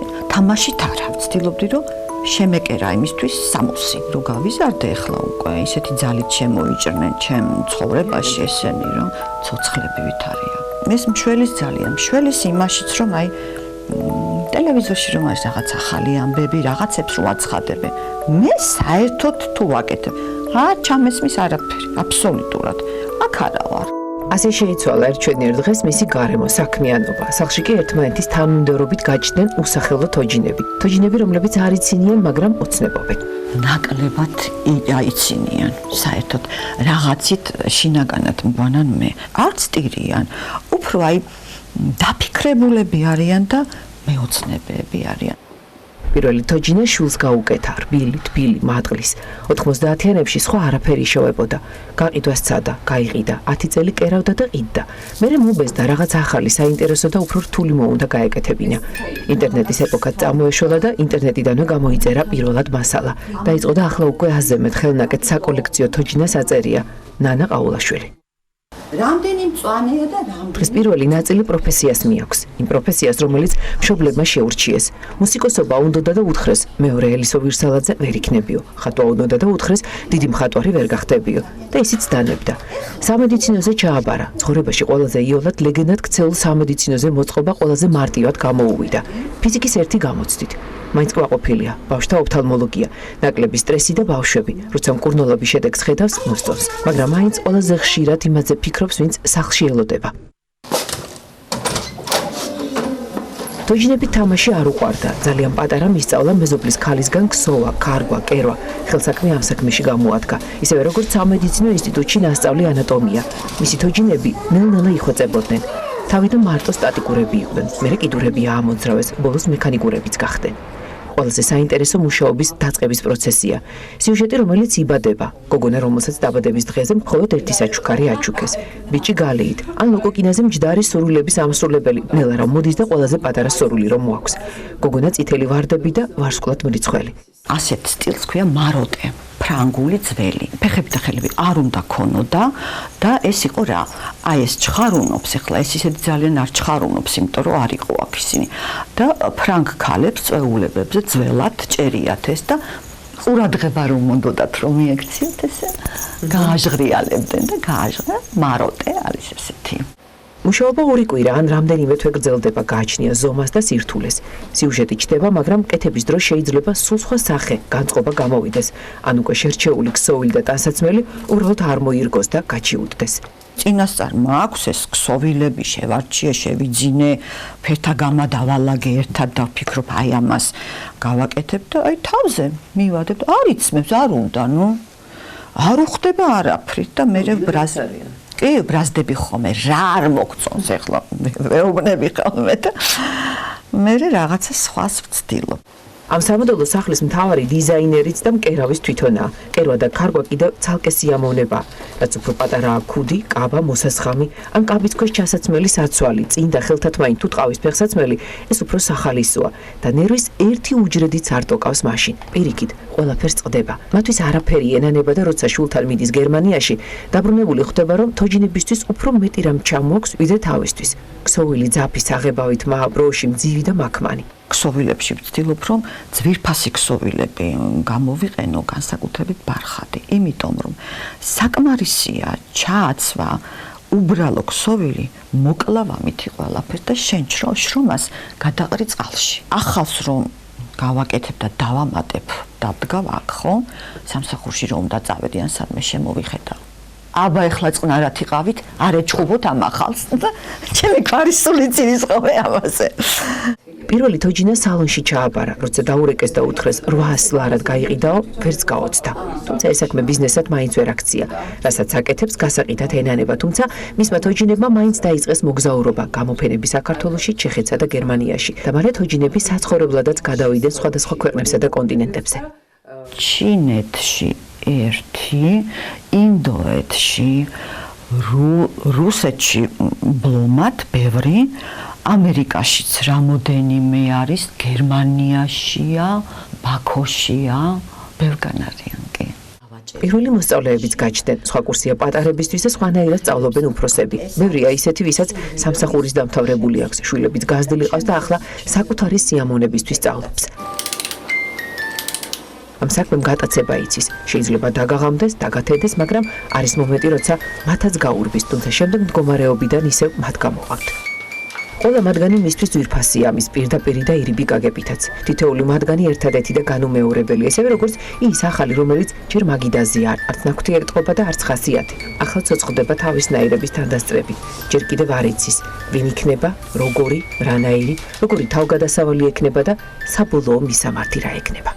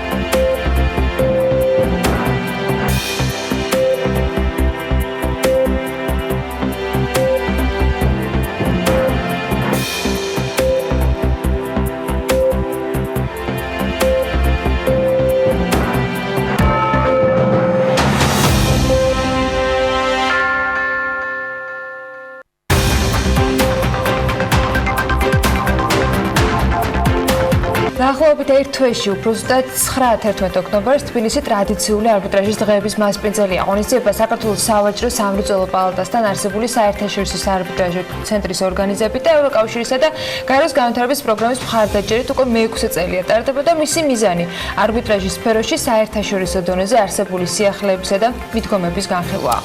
დავების გადაწყვეტის როლი ქვეყნის ეკონომიკაში თბილისში GIAC-ის არბიტრაჟის დღეები 2019 ბიზნესის ახავს საქართველოს როგორც საერთაშორისო არბიტრაჟისადმი მეგობრულად განწყობილი ქვეყნის წარმოჩენას და ამ სფეროში რეგიონულ ჰაბად ჩამოყალიბებას. წელს არბიტრაჟის დღეები რამდენიმე ღონისძიებას აერთიანებს და დღის წესრიგზე თუ მის მიზნებზე დეტალურ ინფორმაციას BKNG-ის საერთაშორისო საარბიტრაჟო ცენტრის გენერალური მდივანი მოგოწვის და ჩაგვაყენებს საქმის კურსში დილა მშვიდობა მადლობა რომ ხარშენი გადაცემის სტუმარი. პირველ რიგში გილოცავთ რომ უკვე მე-6 წელია ეს არბიტრაჟის დღეები ტარდება და ცხადია რომ ინტერესის თქვა ყოველწლიურად ალბათ მზარდი ამაზე კითხავთ ღონისძიების დეტალებს, მაგრამ მიზნებზე დასაწყისში უნდა დავიწყოთ საუბარი. ამ ასე თქვათ მე-6 ტრადიციული არბიტრაჟის დღეების მიზნები რა არის მთავარი? მადლობა პირველ რიგში მინდა მადლობა გადაგიხადოთ იმისთვის, რომ ასე აქტიურად არაერთი წელია თქვენ გვაშუქებთ და თანამშრომლობთ ამ კუთხით. ნამდვილად მისასალმებელია და თქვენ აღნიშნეთ, რომ 6 წელი ეს არ არის უკვე ცოტა პერიოდი და ნამდვილად ამ პერიოდის განმავლობაში ჩვენ მოვიპოვეთ ის სახელი, რომ ვთქვათ, აღმოსავლეთ ევროპაში, დასავლეთ ევროპაში, თუნდაც აზიისა და სამხრეთ ის ქვეყნებში უკვე გვაქვს ის სახელი რომ ამ რეგიონში აღნიშნული ღონისძიება არის ერთ-ერთი მნიშვნელოვანი რეგიონის მასშტაბით და ეს აქ შეიძლება თქვა მონიშნო კალენდარზე ამ პერიოდში საქართველოს ჩამოსვლა და მიიღო ძალიან კარგი ინფორმაცია. მიზანი ზუსტად აი ხა იმიტომ ახსენე რომ ზუსტად არის ის რომ ქვეყანაში ეს არა მხოლოდ ჩვენი არამედ ალბათ იცით რომ ქვეყანაშიც და ხელისუფლებაც ძალიან აქტიურად არის ჩართული იმაში რომ რაიმენაირად საქართველოს დატანილი იყოს რეგიონში როგორმე მოხდეს რაღაც ცენტრი სადაც მოხდება დავების გადაწყობა და ზუსტად დავების გადაწყობის კუთხით ჩვენი ინსტიტუტი აქტიურად არის ჩაბმული და იმ საერთაშორისო კონტაქტებით საერთაშორისო პოზიციონერები და ზუსტად ერთ-ერთი ეს ღონისძიება არის ერთ-ერთი ის საფუძველი და ერთ-ერთი ის კომპონენტი რითაც ვახდენთ პოზიციონირებას რომ საქართველოს გვინდა გახდეს რეგიონში დავების გადაწყობის ცენტრი. რა გაკეთდა ამ წლების განმავლობაში, აი 6 წლის განმავლობაში, როცა კონფერენციაც არის, ასე ვთქვათ, ბევრი ადამიანის ყურადღების ცენტრშია და მათ შორის თქვენ სახსენეთ, რომ ვთქვათ, მთავრობაც მუშაობს, რომ რაღაც ჰაბი გახდეს დავების გადაწყობის. არბიტრაჟის მიმართულებით დღეს რა ეტაპზე ვართ? სად უნდა ვიყოთ და სად ვართ? კი ბატონო, მოგახსენებთ. ანუ აქ ცოტა ეს რა თქმა უნდა არ არის კომპლექსური საკითხია, აი არ არის რომ თქვა ერთ წელში ჩვენ მოვახდენთ და იგივე სოფლიოში დიდ ცენტრებს, იგივე სინგაპური, პარიზი, ლონდონში ჩვენ ჩავანაცვლებთ ან ვიქნებით მათ დონეზე, ნამდვილად არა, მაგრამ ეს არის ეტაპობრივად ყოველწლიურად გასაკეთებელი საქმე. თუნდაც ის 6 წელი, რომელიც ჩვენ ვაკეთებთ და დღეს თქვა იგივე ინტერნეტ სივრცეში, არა მარტო ინტერნეტ სივრცეში, სხვადასხვა ფორუმებზე ის რომ საქართველოში თქვათ ის საქართველოს საერთაშორისო არბიტრაჟის ცენტრი არის რეგიონში ერთ-ერთი დასაყრდენი და თუ გარკვეული ფორუმები ღონისძიებები იმართება და რეგიონიდან ჭირდებათ ჩართულობა, რა თქმა უნდა, ყოველთვის მომართვიანობა არის ჩვენი საარბიტრაჟის ცენტრის. ფორუმების მიღმა რეალურად რას აჩვენებს თუნდაც ამ 6 წლიანი სტატისტიკის მონაცემები, რამდენად მზარდი არის თუნდაც ადგილობრივად მოთხოვნა საარბიტრაჟო დავების გადაწყვეტისა, რამდენად მოახერხეთ ის რომ ბევრი წლის განმავლობაში დაგეგმილი და ნასაუბრალი იმასთან დაკავშირებით, მათ შორის კანონმდებლობა უნდა ყოფილიყო უფრო მოქნილი, კიდევ უფრო აქტიური უნდა ყოფილიყო, რომელსაც რამდენჯერმე გადაიწია, რეალურად სიტყვა ქცეული იყო საქმე, ანუ სურვილი ხო არ შეიძლება რომ მხოლოდ ფორუმით იყოს საქართველოს პოზიციონირებული. აი რა სტატისტიკა გვაქვს ბოლო წლების თუნდაც პროგრესის საჩვენებლად? ნამდვილად სწორი კითხვა და აი ეს ყველაფერი ეს ფორუმები აქტიობა და აღონიცებები ემსახურება ზუსტად იმას რომ შემდეგ ეს გარდაისახოს დავების საქმეში და საქმე რა არის რომ ინსტიტუტმა მოახდინოს დავის ადმინისტრირება და მეორე მხრიდან ბიზნესი დავები გადაწყვიტოს არბიტრაჟის მეშვეობით რაც უპირატესობაზე ვსაუბრობთ ჩვენ ის არის რომ პირველი რაც არის ეს არის რა თქმა უნდა სწრაფი ეს არის ის არბიტრები ვინც მათ უნდათ რომ ყავდეთ და პროფესიონალურ პროფესიულ დონეზე რაც შეეხება სტატისტიკას და რეალურად იმ შედეგს რაც შედეგით შეიძლება გქონდეს ჩვენ აღნიშნული ფორუმების და ღონისძიებების შედეგად არის ის რომ თქვა თუნდაც ჩვენ საარბიტრაჟო ინსტიტუტში დავების რაოდენობა არის გასამაგებული. ანუ თუ ბოლო წლებში რა თქმა უნდა არბიტრაჟი ეს არ არის რაღაც ეს ბიზნესი არ არის, ეს არის ცოტა ძალიან სპეციფიკური თემა.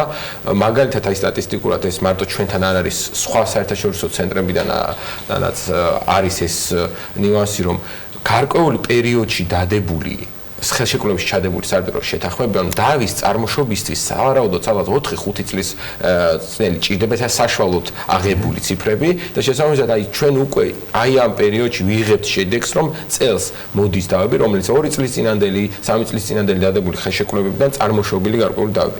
ამდენად დროს საჭიროა სტატისტიკა რა თქმა უნდა დამაკმაყოფილებელი და ზევით ამსვლელი ამ სტატისტიკიდან მაგალითად ერთი არის ის რომ 65% ჩვენ საარბიტრაჟო ცენტრში არის საერთაშორისო დავა ანუ გულისხმობთ რომ კომპონენტი ერთი მხარე მაინც არის უცხოელი ესეც გრადია აქედან ეს არის ჩვენი მიმართულება რომ ის სანდოობის ნაწილია თუ ჩვევის მათ შორის იმისა რომ საქართველოში თქვა არ არის იმდენად მიღებული ჯერ საარბიტრაჟო დავების გამოყენება და ჩვენთვის ჯერჯერობით მაინც ცოტა უცხო და ზუსტად მადმივდივართ ჯერჯერ ნაჯვარი არის რომ ზუსტად ხშირ შემთხვევაში უცხოელი პარტნიორი კარნახობს რომ გვინდა არბიტრაჟი და შემდეგ თანხდება და საერთაშორისო დონეზე არბიტრაჟი ყველაზე აპრობირებული 90%-იანი ჩადება აქვს საერთაშორისო ტრანზაქციებში და იმის შემდეგ რა თქმა უნდა ორ ქართველ შორისაც არის რა თქმა უნდა დავები და ისინიც მოდიან უკვე ძალიან ხშირად ხდება რომ სამშენებლო კომპანიები და სამშენებლო სფერო თლიანად გადასული ამაზე არის კორპორატული დავები და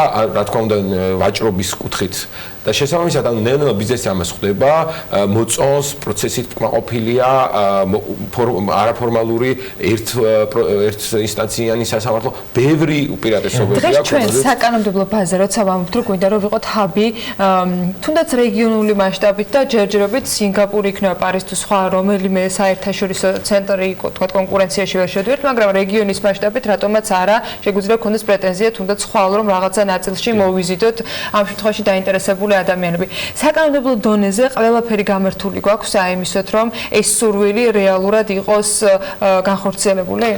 სიმართლე გითხრათ, რეალურად ჩვენი არბიტრაჟის კანონმდებლობა, რომელიც უშუალოდ არის გამოიყენება პროცესის განმავლობაში, სრულად არის შესაბამისი უნსიტრალის, ანუ გაეროს მიერ დადებული მოდელურ კანონთან. და 70 ქვეყნამდე და 120 კანონმდებლობამდე იყენებს ამ ბაზას, რომელიც ჩვენი ერთ-ერთი წევრი ვართ 2015 წელს თქვენ იცით ალბათ რომ ცვლილები შევიდა მაქსიმალურად მიუახლოვდით, რომ ამ კუთხით თამამად შეგვიძლია ვთქვათ რომ რაც შეეხება კადრებს, იმიტომ რომ თქვენ უცხო ენოვანი თქვათ კომპანიები ახსენეთ, აი ამ ნაწილში რამდენად არის მზად საარბიტრაჟო ასოციაცია წევრები საიმისოთ რომ თქვათ უფრო მეტ კლიენტს გაუმკლავდნენ სურვილის შემთხვევაში.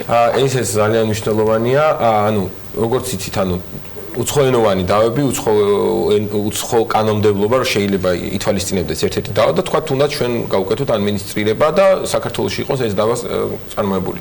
აქ არბიტრაჟის თავარი უპირატესობა არის ის, რომ ნებისმიერი არბიტრი, რომელიც მათ აქვს სურვილი რომ ენდობიან რომ ეს არის პროფესიონალი, შეიძლება აერჩიონ. ანუ ჩვენ უბრალოდ გვინდა თქვათ რომ ჩვენს არბიტრაჟო ცენტრში გვაქვს სია, ღია სია, სადაც სარეკომენდაციო ხასიათის არბიტრები არის მოხვედრილი და ეს მოხვედრას თავის პროცედურას გააჩნია, მაგრამ გარდა უცხოელებისა, რა თქმა უნდა, ქართველებზე აუცილებელი, იმიტომ რომ ჩვენ რეგიონული გვაქვს და ქართული ნიუანსი ელემენტი ხშირად არის. აქ ამ კუთხით ყავს ჩვენ საკმარისად, მაგრამ რა თქმა უნდა ეს არის პრობლემა.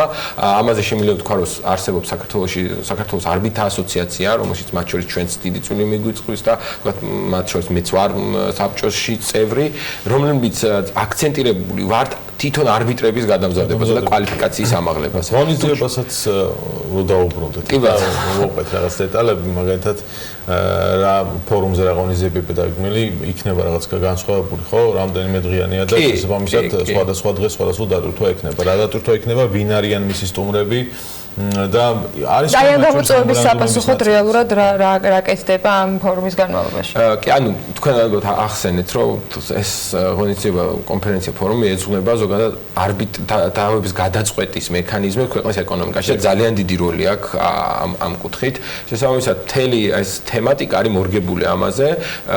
ჩვენი ღონისძიება არის ძირითადი კონფერენცია არის ორდღიანი, თუმცა ამას მოსდევს დამატებითი გარკვეული პატარა სემინარები, ვორქშოპები, მათ შორის იუსტიციის სამინისტროში იმართება გარკვეული ღონისძიებები, რომელიც ფაქტორთა კვირეულს მოიცავს ეს ყველაფერი სხვადასხვა აუდიტორიისთვის და ასევე თემატურად. მათ შორის არის მაგალითად უზენაეს სასამართლოსაც ძალიან საინტერესო ღონისძიება იქნება, რომელთაც 9-ში გაიხსნება და სოფიოში ძალიან ცნობილი პროფესორები, დოქტორები მიიღებენ მონაწილეობას, მათ შორის ჩვენი უზენაესი და აპელაციის მოსამართლეები წარმომადგენენ ქართულ რეალობას და ქართულ პრაქტიკას გააცნობენ. შემდეგ უკვე ამოვა მთლიანი ღონისძიება, მთავარი ღონისძიება, რომელიც ფარგლებში ძალიან მნიშვნელოვანია, მათ შორის რომ ერთი პანელი მიეძღვნება პარიზის ICC საერთაშორისო სავაჭრო პალატის არბიტრაჟის სასამართლოსა და ჩვენი საერთო პანელ დისკუსია იქნება, რომელშიც გავაცნობთ ICC-ის რეგიონალურ პოლიტიკას, საქართველოს ქვეყნის პრეზენტაციას გავაკეთებ და მათ შორის ჩვენი კუთხით ჯიაკი წარმოადგენს სიახლეებს, რა გავაკეთეთ, როგორი მიმართულება და ეს არის უპრეცედენტო შემთხვევა, თქვენ იცით ალბათ, რომ მთავრობასა და ICC-ის შორის არის მემორანდუმი დადებული და ამის ფარგლებში ვახორციელებთ ამას და ეს არის ძალიან მნიშვნელოვანი ასოცირების კუთხით. ბოლო დღის საღამოს ასევე ახალგაზრდებისთვის არის ძალიან მნიშვნელოვანი ვორქშოპები გამართული და რაც ყველაზე კარგია, რომ ჩვენ ძირითადად თუ ამ 6 წლის განმავლობაში ევროპიდან ყოფილი დსთ-ის ქვეყნებიდან იყვნენ წარმოდგენილი, ამჯერად მივიღეთ ხო მაგალითად ქვემოთ არაბეთის კუთხიდან, კატარიდან, საუდის არაბეთიდან ხალხი მოდის მონაწილეები თავის ინიციატივით და სურთ რომ რაღაცა ამ რეგიონში მიხვდნენ როგორია, იმიტომ რომ იურიდიული სამყარო მაინც თვითონაც ეძებს კლიენტებს და ასეთი ფორუმები არის ძალიან მნიშვნელოვანი თვითონ კავშირებისთვის, ნეტვორკინგისთვის და ძალიან მნიშვნელოვანია ამ კუთხით, იმიტომ რომ დავის გადაწყვეტის სფერო მაინც ცოტა გამოყოფილია ხოლმე იურიდიულ ძალიან დიდ დარგში და თვისი უპირატესობაც არის მათ შორის ერთ-ერთი. კი და პოზიციონირება ხდება ხოლმე დავების მიმართულებით. 9-ში იწყება საინტერესო ღონისძიებები იქნება 11 ოქტომბრის ჩათვლით. მე წარმატებას გისურვებთ და კიდევ ძალიან ბევრ საინტერესო სტუმარს უკვე მე-6 ფორუმზე. მადლობა იმისთვის, რომ ვიყავით ჩვენთან ერთად. ბექაინჯიას საერთაშორისო საარბიტრაჟო ცენტრის გენერალურ მდივანს მასპინძლობთ საქმიანი დილის ეთერში. ახლა სულ სხვა თემაზე ვინაცვლებთ. ამისთვის თათია ჩაფიჩაძემ იშრომა თეთრი წყაროში საქართველოს კულტურული მემკვიდრეობის პირველი ფორუმი გაიხსნა. ფორუმზე ერთი დღის განმავლობაში კულტურული მემკვიდრეობის დაცვის ეროვნული სააგენტოს ქვემო ქართლის მუნიციპალური თვითმმართველობების საზოგადოებრივი გაერთიანება საფრთხის კომიტეტის და კომპანია RMG-ის მიერ ორგანიზებული კომპლექსური ღონისძიება დამსწრე საზოგადოებას კულტურული მემკვიდრეობის ყველა მიმართულებით ქვეყანაში მიმდინარე პროცესები და მთავარი გამოწვევები გააცნეს. ფორუმის დეტალები სწორედ თათიას მომზადებულ სიუჟეტში უნდა ვნახოთ. თეთრი წყაროს მუნიციპალიტეტი საქართველოს კულტურული მემკვიდრეობის პირველ ფორუმს მასპინძლობდა, რომელიც კომპანია RMG-ის ფინანსური მხარდაჭერით გაიმართა. ფორუმი კულტურული მემკვიდრეობის ძეგლების დაცვისა და მოვლა პატრონობის მხრივ საზოგადოების ფართო ფენების ცნობიერების ამაღლებას და მათი ჩართულობის უზრუნველყოფას ისახავდა მიზნად. ღონისძიებას საქართველოს პრეზიდენტი სალომე ზურაბიშვილი, კულტურული მემკვიდრეობის დაცვის ეროვნული სააგენტოს, ქვემო ქართლის მუნიციპალური თვითმმართველობებისა და საყდრისის კომიტეტის წარმომადგენლები ესწრებოდნენ. ზურაბიშვილმა ქალაქის ცენტრში წარმოდგენილი პავილიონები დაათვალიერა და ძეგლთა დაცვის პროცესში საზოგადოებისა და ბიზნესის ჩართულობის მნიშვნელობაზე ისაუბრა.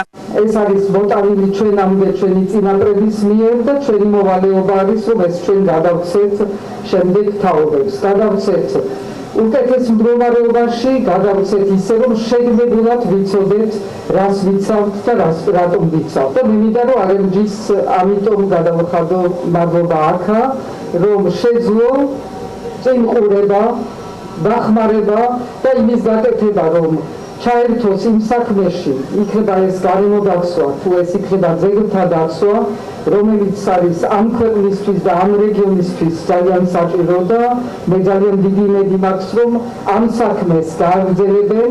ფორუმის მსვლელობისას წარმოჩენილი იყო კულტურული მემკვიდრეობის როლი სათემო გაერთიანებების მდგრადი ეკონომიკური განვითარების საქმეში. ორგანიზატორების უმთავრეს ამოცანას კი ქართული ხუროთმოძღვრების ძეგლების მიმართ ბიზნეს სექტორის ინტერესის გააქტიურება წარმოადგენდა. ამ მხრივ აღსანიშნავია კომპანია RMG-ის აქტიურობა, რომელსაც ეროვნული მნიშვნელობის 7 ძეგლის რეაბილიტაციისთვის 2 მილიონამდე ლარი აქვს გამოყოფილი. კომპანიის აღმასრულებელმა დირექტორმა მიმდინარე და დაგეგმილი აქტივობების შესახებ ფორუმის სტუმრებს დეტალური ინფორმაცია წარუდგინა. კომპანიას აქვს გაშლილი ფრონტი აქტივობების თვალსაზრისით ერთ-ერთი მნიშვნელოვანი და ფუნდამენტალური არის კულტურული მემკვიდრეობის პროექტები, რომელიც ეხმიანება რეგიონში, ესე იგი აღდგენილ ინფრასტრუქტურას, განახლებულ ძეგლებს, რომლებიც ამ მომენტისთვის ისეთ რთულ მდგომარეობაშია უმეტესობა. სამომავლო გეგმები გვაქვს 4 წელიწადზე გაწერილი, რომელშიც 2 მილიონ ლარამდე იხარჯება. შემდგომი ფინანსირების საკითხებიც ასევე არ იქნება დღის წესრიგიდან მოხსნილი, იმიტომ რომ ეს ყველაფერი ჯამში დაგვანახა, რომ გვაძლევს განახლებულ ინფრასტრუქტურას, რომელიც შემდგომში ტურიზმს მოემსახურება ჩვენ რეგიონში. ფორუმის ფარგლებში საქართველოს კულტურული მემკვიდრეობის მთავარი წარმოდგენი კულტურული მემკვიდრეობის დაცვის ეროვნული სააგენტო იყო, რომელმაც მოქალაქეებს უწყების ყველა ძირითადი მიმართულება გააცნო. ბოლო წლების განმავლობაში ჩატარებული სხვადასხვა აქტივობების შესახებ დამსწრე საზოგადოებას ინფორმაცია მიაწოდეს საყდრისის კომიტეტის წარმომადგენლებმა, რომლებიც ფორუმის ინიციატორები და თანაორგანიზატორები იყვნენ. ორი მიზანი ჰქონდა ამ ასე ვთქვათ ფორუმს, ერთი რომ ფართო საზოგადოებისთვის უფრო ცნობადი გამხდარიყო კულტურული მემკვიდრეობა და მეორე რომ ფართო საზოგადოებისთვის ცნობადი გამხდარიყო თეთრი წყარო როგორც უნიკალური დასახლება და დაბა. კომპანია RMG დააფინანსა და ძალიან მნიშვნელოვანია და იმედი მაქვს რომ ეს გადამდები იქნება სხვა კომპანიებისთვის. ჩვენ ვფიქრობთ რომ ასეთი ღონისძიებები არის ძალიან მნიშვნელოვანი იმისთვის რომ ქვეყანაში აღარ დადგეს არჩევანი ბიზნესი თუ მემკვიდრეობა, კეთილდღეობა თუ მემკვიდრეობა და ასე შემდეგ. გარდა ამისა ჩვენს მიზანს წარმოადგენდა ქვემო ქართლის კულტურული მარშრუტების პოპულარიზაცია. მიუხედავად იმისა, რომ ქვემო ქართლი არის არა მარტო უძველესი ოქროს და უძველესი ევროპელი სამშობლო, არამედ უძველესი ღვინის სამშობლოც, რატომღაც გაურკვეველი მიზეზების გამო ის ნაკლებად არის ცნობილი როგორც ტურისტული მხარე. გარდა ამისა, ჩვენ ასევე გვინდოდა თეთრი წყაროს როგორც ძალიან უნიშნელოვანესი და ძალიან კარგი ქალაქის ასევე პოპულარიზაცია და გვინდა რომ ძალიან ბევრმა ადამიანმა ნახოს ეს ქალაქი, ნახოს ეს მხარე. ფორუმზე რეგიონის თვითმმართველი ერთეულების სპეციალური სივრცეებით იყვნენ წარმოდგენილები, სადაც ტრადიციული რეწვისა და აგროსამეწარმეო პროდუქტებთან ერთად ეთნოგრაფიული მასალებიც გამოიფინა. ცალკე სივრცე დაეთმო აფხაზეთისა და ცხინვალის რეგიონის კულტურული მემკვიდრეობის ძეგლებისა და არტეფაქტების ამსახველ მასალას. ძალიან საინტერესო გამოვიდა და ძალიან მნიშვნელოვანი აქტივობა, იმიტომ რომ თვითონ ხალხი, მოსული ხალხი ძალიან დაინტერესდა ჩვენი კუთხით და ხედავ, რომ ჯერ ორგანიზება არაჩვეულებრივი, ყველანაირად ხელი შეგვიწყეს, რომ ძალიან კომფორტულად ვიგრძენით თავი, ძალიან შინაურულად, ძალიან მშვიდად და მე ვფიქრობ, რომ ეს უნდა გაგრძელდეს და ძალიან კაი მესიჯია საბმავლოდ. ძალიან ლამაზი დღე იყო, დღეს ძალიან კმაყოფილი ვარ. ეს რა თქმა უნდა თეთრი წყაროს რაიონს უფრო გამოაცოცხლებს და ესეთი ფორუმები რო ჩატარდეს ბევრ რაიონში უფრო დაკავშირდება ერთმანეთთან ხალხი და უფრო კარგი იქნება ერთი სიტყვით და ამ ყველაფერს RMG უძღვებოდა და მე მინდა RMG-ს უღრმესი მადლობა რომ ასეთი ლამაზი დღე გვაჩუქა სოყვალას. თეთრი წყაროს მუნიციპალიტეტში გამართული პირველი ფორუმი ერთდღიანი იყო და ის საესტრადო კონცერტით დასრულდა. ორგანიზატორების ინფორმაციით კულტურული მემკვიდრეობის ფორუმი ტრადიციულ სახეს მიიღებს და ქვეყნის ყველა რეგიონში მოეწყობა.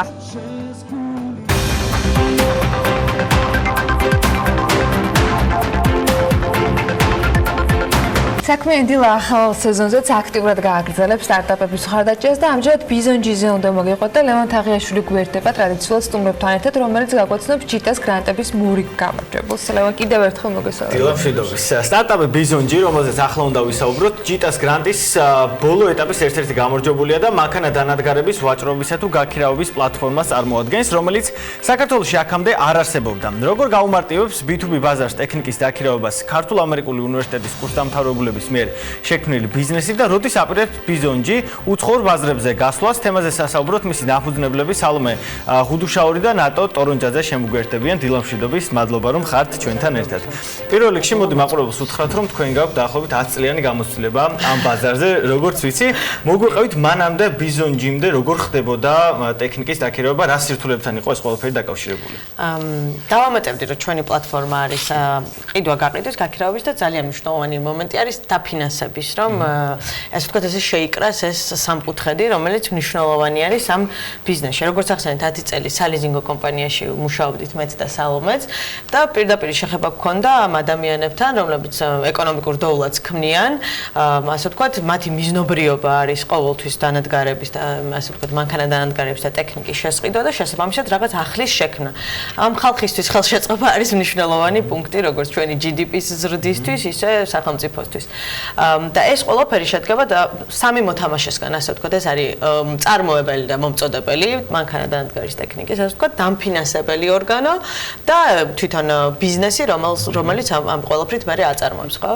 ეს სამკუთხედი არის ძალიან მნიშვნელოვანი, მდგრადი სამკუთხედი, რომელმაც უნდა შექმნას, ასე ვთქვათ, ეს დოვლადი. და ზუსტად აი ამის დაკავშირება გვინდოდა ჩვენ ციფრულ სივრცეში. როგორ გაუადვილებს ეს მნიშვნელოვანი ის არის, რომ აქ იქნება გამარტივებული, ასე ვთქვათ, ერთ სივრცეში მოყვანილი ინფორმაცია, სადაც უკვე როდესაც ბიზნესი შევა, იქ დაათვალიერებს მოძებნის მისთვის სასურველ ტექნიკას, მანქანა დანადგარს, სპეციფიკაციების მიხედვით ჩვენ ამაზე განსაკუთრებულად დიდი შრომა გავწიეთ, რომ მახასიათებლები კონკრეტულ დანადგარზე მიმული, ასე ვთქვათ, სპეციფიკაციები ყოფილიყო ზუსტად გაწერილი. ამის მიხედვით იპოვის მისთვის ფასთან მიმართებაშიც ასევე საჭირო მანქანა დანადგარს. შეუძლია ნახოს კალენდარზე ის თუ გაქირავებისთვის უნდა რამდენად დაკავებულია, რომელ რეგიონში, ანუ რუკაზეც აქვს, ასე ვთქვათ, მითითებული ეს ინფორმაცია. იქვე იქირაოს, ხო? იქვე იქირაოს, პლატფორმას აქვს, ხო, იქვე შეიწყიდოს იქირაოს პლატფორმას. ამ ეტაპზე ვერსია 1.0-ს აქვს საშუალება, რომ ასე ვთქვათ, გაქირავება, ყიდვა-გაყიდვა აწარმოოს პლატფორმის შიგნით და ჩვენ გრანტსაც და ასე ვთქვათ, ინვესტიციასაც მიმართავთ ვერსია 2.0-ის შესაქმნელად, სადაც იქნება დაფინანსების საშუალება. აი, აქამდე რა დისკომფორტთან იყო დაკავშირებული თქვენ, აი ახსენეთ გარკვეული სპეციფიკა, მასის მიხედვით ფოტოებსაც ნახავს, შეიძლება ვიდეოც განთავსდეს. აქამდე როგორ ხდებოდა, ეს არის ძალიან საინტერესო, ესე პირდაპირ ურეკავდნენ ადამიანებს და იგებდნენ ქონდათ თუ არ თუ აი როგორ. ესე იგი ზუსტი კითხვა არის, იმიტომ რომ ერთ-ერთი გამოწვევა რაც ჩვენ დავინახეთ ის სირთულე არის, რასაც მცირე და საშუალო და პრინციპში მსხვილი ნებისმიერი ტიპის ბიზნესი აწყდება თავისი ბიზნესის გასაზრდელად, გადასაიარაღებლად, ნებისმიერი საჭიროების მიზნით, როდესაც უნდა მანქანა დაანგარი, რა პროცესის გავლა ჭირდება იმისთვის, რომ ეს განახორციელოს. ეს არის დაკავშირებული უპირველეს ყოვლისა აუცილებლად კონტაქტების ყოლასთან, რომ ყველა პროცესი მოხდეს დაალაგებულად. სწრაფად და იმ დროში მაინც რაც მოლოდინი აქვს ზარების განხორციელებით, მეილებით, მოლაპარაკებებით და მოკლედ ბევრი ბიუროკრატიული და შეიძლება ითქვას არასაჭირო ეტაპის გავლით. რაც აკარგვინებს მათ დროს, ენერგიას, ადამიანურ რესურსს. და სწორედ ეს მომენტი დავიჭირეთ ჩვენ ამ ბაზარზე ჩვენს ბაზრის მოთამაშეებთან დიდი ხნის ურთიერთობის ქონის შედეგად, რომ ძალიან ბევრი დროს ხარჯავენ და ჩვენ უნდა შევიდოთ ზუსტად ამ ეტაპზე. მით უმეტეს 21 საუკუნეში, რომელიც არის ციფრული ერა. მომხმარებლების გარეშე ეს ვებგვერდი ფაქტობრივად აზრს კარგავს, ანუ თავარია რომ ადამიანები ჩაერთონ, ხო? აი რა იმედები გაქვთ, რა სტრატეგია გაქვთ იმისათვის, რომ საკმაოდ ისეთი ტრადიციული და რთულად, ასე ვთქვათ, რთულად რომ ეგუება ისეთ ბიზნესი, ინოვაციებს ჩართოთ ბოლომდე ბიზონჯიში და ისინი გახდნენ ერთგული მომხმარებლები და ამ თქვენი ვებგვერდის გარეშე აღარ იქნებოდა არც ერთი. აი ეს მნიშვნელოვანი არის, რომ ეს იყოს ისეთი საშუალება, რომ ის გარეშე აღარ შეეძლოთ სიცოცხლე. იმედი გვაქვს ის, რომ ან ჩვენ ძალიან მნიშვნელოვანი იყო, რომ ამ გრანტისთვისაც რომ ემზადებოდით და ზოგადად ბიზნესს რო აკეთებდით, მნიშვნელოვანია და ყველას ვურჩევთ და ჩვენც ესე გვირჩიეს, რომ ყოველთვის ელაპარაკოთ იმ კლიენტებს, ვინც თქვენი იდეა, რომელიც დაგებადეთ, შეიძლება ის ძალიან კარგია და ამის განვითარება, ასე ვთქვათ, მარტო ოთახში არ არის მიზანშეწონილი. ანუ საჭირო არის ყველა ეტაპზე, რომ ამ ადამიანებთან გქონდეთ კავშირი. ჩვენ ზუსტად ეს გავაკეთეთ, ყველა ეტაპზე, როდესაც ვავითარებდით ამ პროდუქტს, გქონდა კლიენტებთან ურთიერთობა, რომ აი აბა ესეთი რომ იყოს, მოგეწონებათ ესეთი და ფაქტიურად, ასე ვთქვათ, მათი უკავშირიდან გამომდინარე შეიქმნა ესეთი პლატფორმა. რა თქმა უნდა, ჩვენი გამოცდილებიდან გამომდინარე, ვფიქრობთ, რომ ყავს ის ადამიანები, ვისაც მივალთ და ასე ვთქვათ, შევთავაზებთ და შესაბამისად ისინი დაინტერესდებიან. და თავარია რომ ისეთი პროდუქტი იყოს, რითაც მართლა ისარგებლებენ და თუ ეს სარგებელი იქნება, ჩემი აზრით პრობლემა არ არის, მაგრამ აუცილებელია რომ თქვათ, რომ ეს ბიზნესი მართლაც არის ტრადიციული და იქნება ეს გამოწვევა, რომ ციფრულ ერაში, ანუ ციფრულ სივრცეში ამ პრობლემა იქნება. ზოგადად არსებობს სამწუხაროდ საქართველოში და ხშირად ყოფილა, როდესაც ინოვაციური პროდუქტი გამოუყენებთ, მოწონებიათ, მაგრამ მაინც დაბრუნდებიან ზოგადად. ამისთვის ჩვენი გუნდი, ასე ვთქვათ, მზად ვართ, რომ ყველა ეტაპზე სანამ ეს ტრანზიცია თუ ასე ვთქვათ, გადასვლა მოხდება, ჩვენ თვითონ ვიყოთ ჩართულები, რომ ანუ ასე ვთქვათ, აღვწეროთ თვითონ მათი პარკი, სპეციფიკაციების აღწერაში დავახმაროთ, ფოტოების გადაღებაში დავახმაროთ, ჩვენ ვუმართოთ, ასე ვთქვათ, გვერდიან, ჩვენ სერიოზულ ასე ვთქვათ, ასისტენტს გავუწევთ მათ, რომ ეს პლატფორმა გამოიყენონ და აი, მოდი ნაბიჯ-ნაბიჯ რომ ვუთხრათ მაყურებელს, როგორ მოხდება დაქირავება? აი, მარტივად რამდენიმე კი ბატონო და ზუსტად წინა კითხვასთან კავშირში მოდის ის კითხვაც მომხმარებელს, რომელიც დაინტერესებულია რომ მოიძიოს თავისთვის სასურველი მანქანა, ადგარი ტექნიკა, სამედიცინო აპარატურა თუ რაც არ უნდა იყოს. ხო, აი სამედიცინო აპარატურაც მნიშვნელოვანია, არ მხოლოდ მძიმე ტექნიკა, არამედ სამედიცინო აპარატურის პირველ ეტაპზე და პრინციპში მსხვილი სექტორები, რომელსაც ჩვენ ვუმიზნებთ, არის სატრანსპორტო, სამშენებლო, სამედიცინო, სოფლის მეურნეობა, იქნება განთავსებული მსუბუქი ავტომობილებიც და პროცესაც შეეხება მომხმარებელი, რომელიც დაინტერესებულია ნებისმიერი ამ ტიპის აქტივის შესყიდვით, თუ უბრალოდ მოძიებით, თუ გაქირავებით ან ფასების რაღაც კვლევის ჩატარებით, შეძლებს რომ საიტზე შემოვიდეს, რეგისტრაცია გაიაროს უმარტივესად, თუმცა ძიებისთვის ეს არც არის საჭირო და ეს ტრანზაქციები ყიდვა გაყიდვის გაქირავების განახორციელოს უფასოდ, რაც დამატებითი мотиваცია არის საკომისიოს გარეშე. საქართველოში არსებული იუზერებისთვის, რომ ანუ ვებგვერდით ისარგებლონ და არ იფიქრონ რაღაც დამატებით რაღაც ხარული არის ჩადება თუ არა. თავისუფალია სრულად საკომისიოებისგან ეს ძირითადი მარკეტპლეისის და პლატფორმაზე შეგიძლიათ ბოლომდე მიხვიდეთ, აი როგორც თქვით, ანუ ინვოისი არის, ხელშეკრულება არის, თვითონვე შემოგთავაზებთ როგორ გინდათ, ანუ როგორი ფორმით გინდათ ურთიერთობა, ასე ვთქვათ, იურიდიულ იმასაც გაგიწევთ. ანუ ვებგვერდიდან გასვლა აღარ დაგჭირდება. არ უნდა დაგჭირდეთ, ანუ თუმცა აქ არის მომენტი, რომ ვიზიტის მომენტები მნიშვნელოვანია ამ ბიზნესში, იმიტომ რომ აქ არ არის რაღაც ტანსაცმლის ყიდვაც არ არის, ეს არის ტექნიკის ყიდვა, რომელიც სჭირდება კონტრაქტისთვის. ამიტომ რაც დაუთვალიერე არ არის დაბალი ფასები. ნამდვილად არ არის დაბალი ფასი. ამიტომ იქ რო შედიხარ და ასე ვთქვათ, თვითონ მომწოდებელთან გაქვს ურთიერთობა, შენ ჯაგილია დაგეგმო ვიზიტი, მიხვიდე. ანუ ჩვენ ამას არ ვზღუდავთ, რადგან ჩვენი ბიზნეს მოდელი ამაზე არ არის დაფუძნებული, რომ ჩვენ თქვენი ტრანზაქციები ვაკონტროლოთ. ამიტომ თავისუფლად შეიძლება ოპერირება და სრული ციკლის ასე ვთქვათ ჩატევა. ანუ უკავშირდებით თვითონ მომწოდებელს, თანხდებით დროზე, უთანხმდებით რა თარიღით გინდა თქვენ ქირაობაზე მითხარით ვთქვათ ქირაობა, დებთ ამ ინვოისის საფუძველზე, ხელშეკრულების საფუძველზე და უკვე თქვენ თვითონ მე როგორც ვიცი, ძირითადი ნაწილი ვებგვერდის დასრულებულია, უთხრათ მაყურებელს, როდისთვის შეიძლება უკვე თქვენი მომსახურების სარგებლობა და აი მეორე ეტაპზე დაფინანსების ნაწილზე უფრო დრო ჩავშალოთ დეტალურად რას გულისხმობს ეს ნაწილი. კი ბატონო, პირველი ჩვენი საბაზისო ვერსია, სადაც ყველა ჩამოთვლილი ფუნქციის შესრულება უკვე შესაძლებელი არის, ანუ ყიდვა-გაყიდვა, გაქირავება, ანუ რაც საბაზისო ფუნქცია არის საიტის, ხელმისაწვდომი იქნება 2 თვის პარკლებში უკვე, ანუ 2019 წელს ეს 2 თვის შემდეგ უკვე გაიშება და ამავდროულად 2020 წლის პირველ კვარტალში უკვე ვფიქრობთ, რომ საიტი იქნება განახლებული და დამატებული იქნება რამდენიმე ფუნქცია, მათ შორის მთავარი დაფინანსების ფუნქცია. აი ეს დაფინანსება უფრო რა ხსნათ რას გულისხმობს? ეგ არის აი ის სამკუთხედი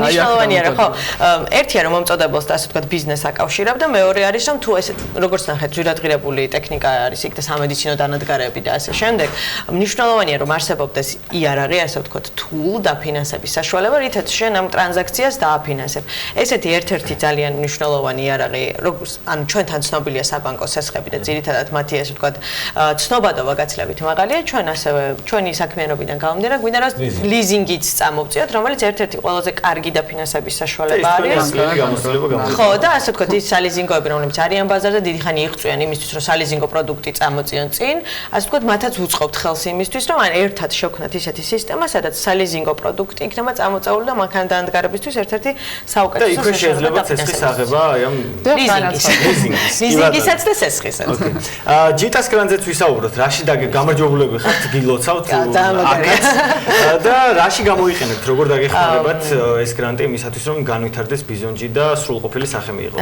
პირველ რიგში ესე იგი საკმაოდ რთული იყო მინდა ვთქვა ყველა გაგებით ანუ ემოციურად ასე განაცხადების შევსება დაგეგმვა ასე ვთქვათ მომზადება პირველ რიგში ეს იყო ძალიან დიდი გამოცდილება იმიტომ რომ მენტორები იყვნენ უმაღლესი დონის ეს ერთი კვირა რომელსაც გვამზადებდნენ ძალიან დიდი ასე ვთქვათ უკავშირები მივიღეთ ბიზნეს მოდელზე საკმაოდ ესე ცვლად ჩავიდნენ და ან პირველად მე იმის და მიუხედავად რომ კორპორატიულ სამყაროში მიმუშავია პირველად აღმოჩნდი სტარტაპ სამყაროში რომელიც სრულიად განსხვავებულია სრულიად სხვა მიდგომები აქვს და ეს ძალიან დაგვეხმარა იმაში რომ უბრალოდ მიგვემართა ჩვენი ბიზნესი იმ მიმართულებით რაც გაამართლებდა ამიტომ ძალიან დიდი მადლობა მინდა ამ ასე ვთქვათ წამოწყებას გადაუხადოთ დაგვეხმარება იმაში რომ ჯერ ერთი ეს არის კარგი мотиваცია ასე ვთქვათ ვალიდაცია საკუთარი იმის იმიტომ რომ იქ გარდა იმისა რომ მენტორები იყვნენ პლუს იყვნენ საკმაოდ ესეთი გამოცდილი ჟიურის წევრები ეს თანხა ჩვენ გვინდა მიმართოთ ვერსია 2.0-ის განვითარებისთვის და იქ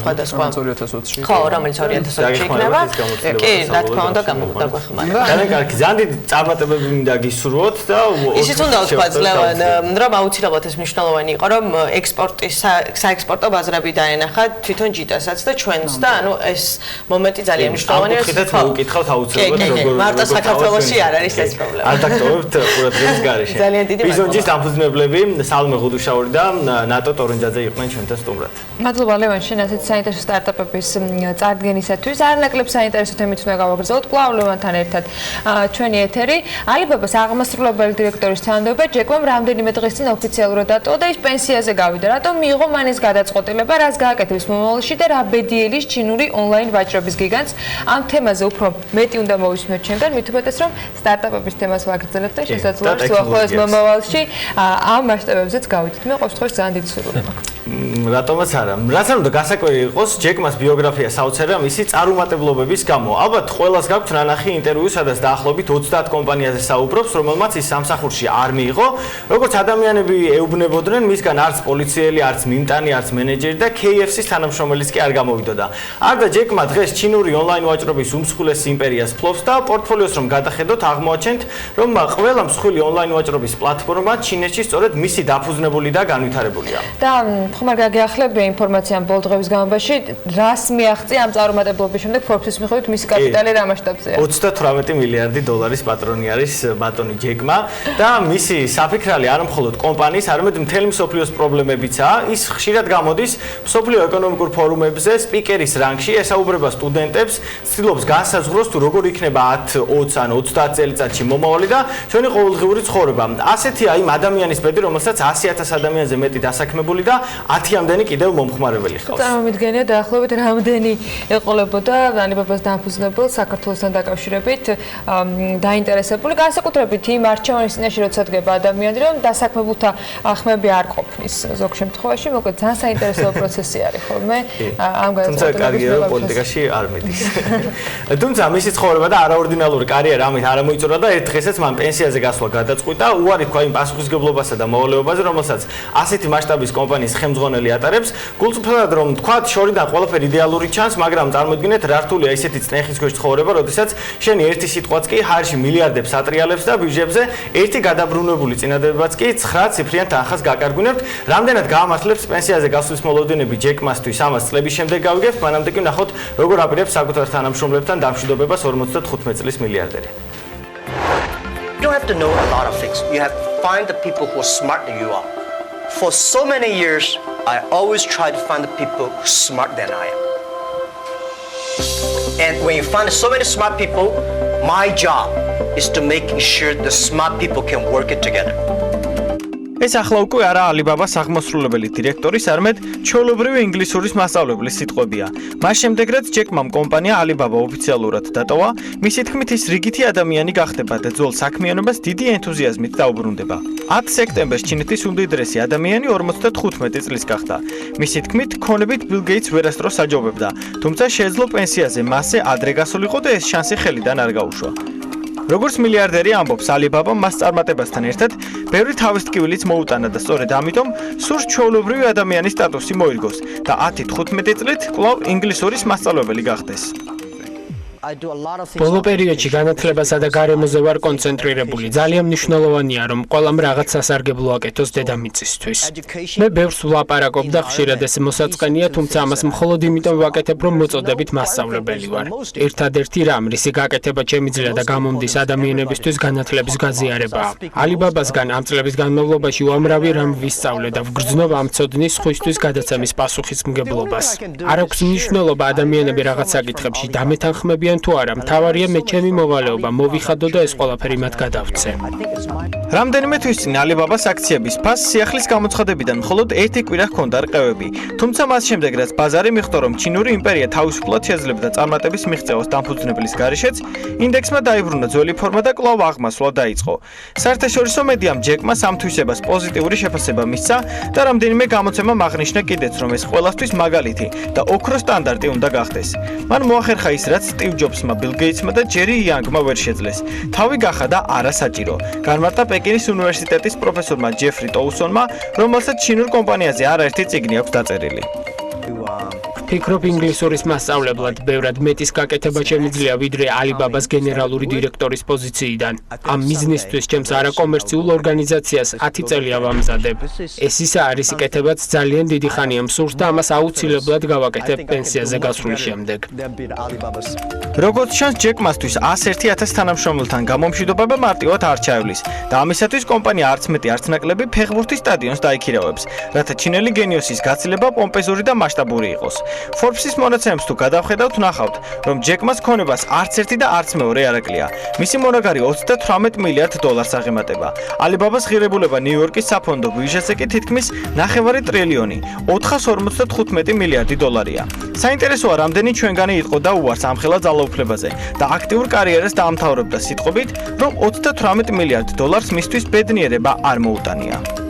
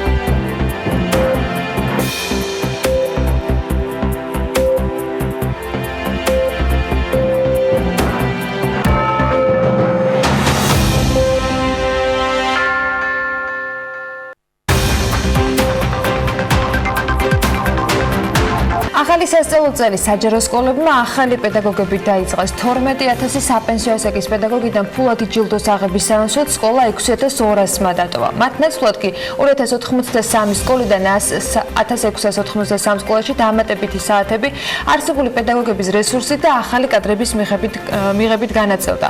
უფრო მეტ დეტალს თემაზე თათია ჩაფიჩაძე მოგუყვება, რომელიც პირდაპირ ეთერში გვერდება და მას მისწვდომთ შალვა ტაბატაძეს სამოქალაქო ინტეგრაციისა და ეროვნებათაშორისო ურთიერთობების ცენტრის გამგეობის თავმჯდომარეს, თუმცა იქამდე ახალი სასწავლო წლის დაწყებასთან ერთად მოდი გადავხედოთ, როგორ შეხვდა ამ სასწავლო წელს განათლების სისტემა. თათია, დილა მშვიდობისა.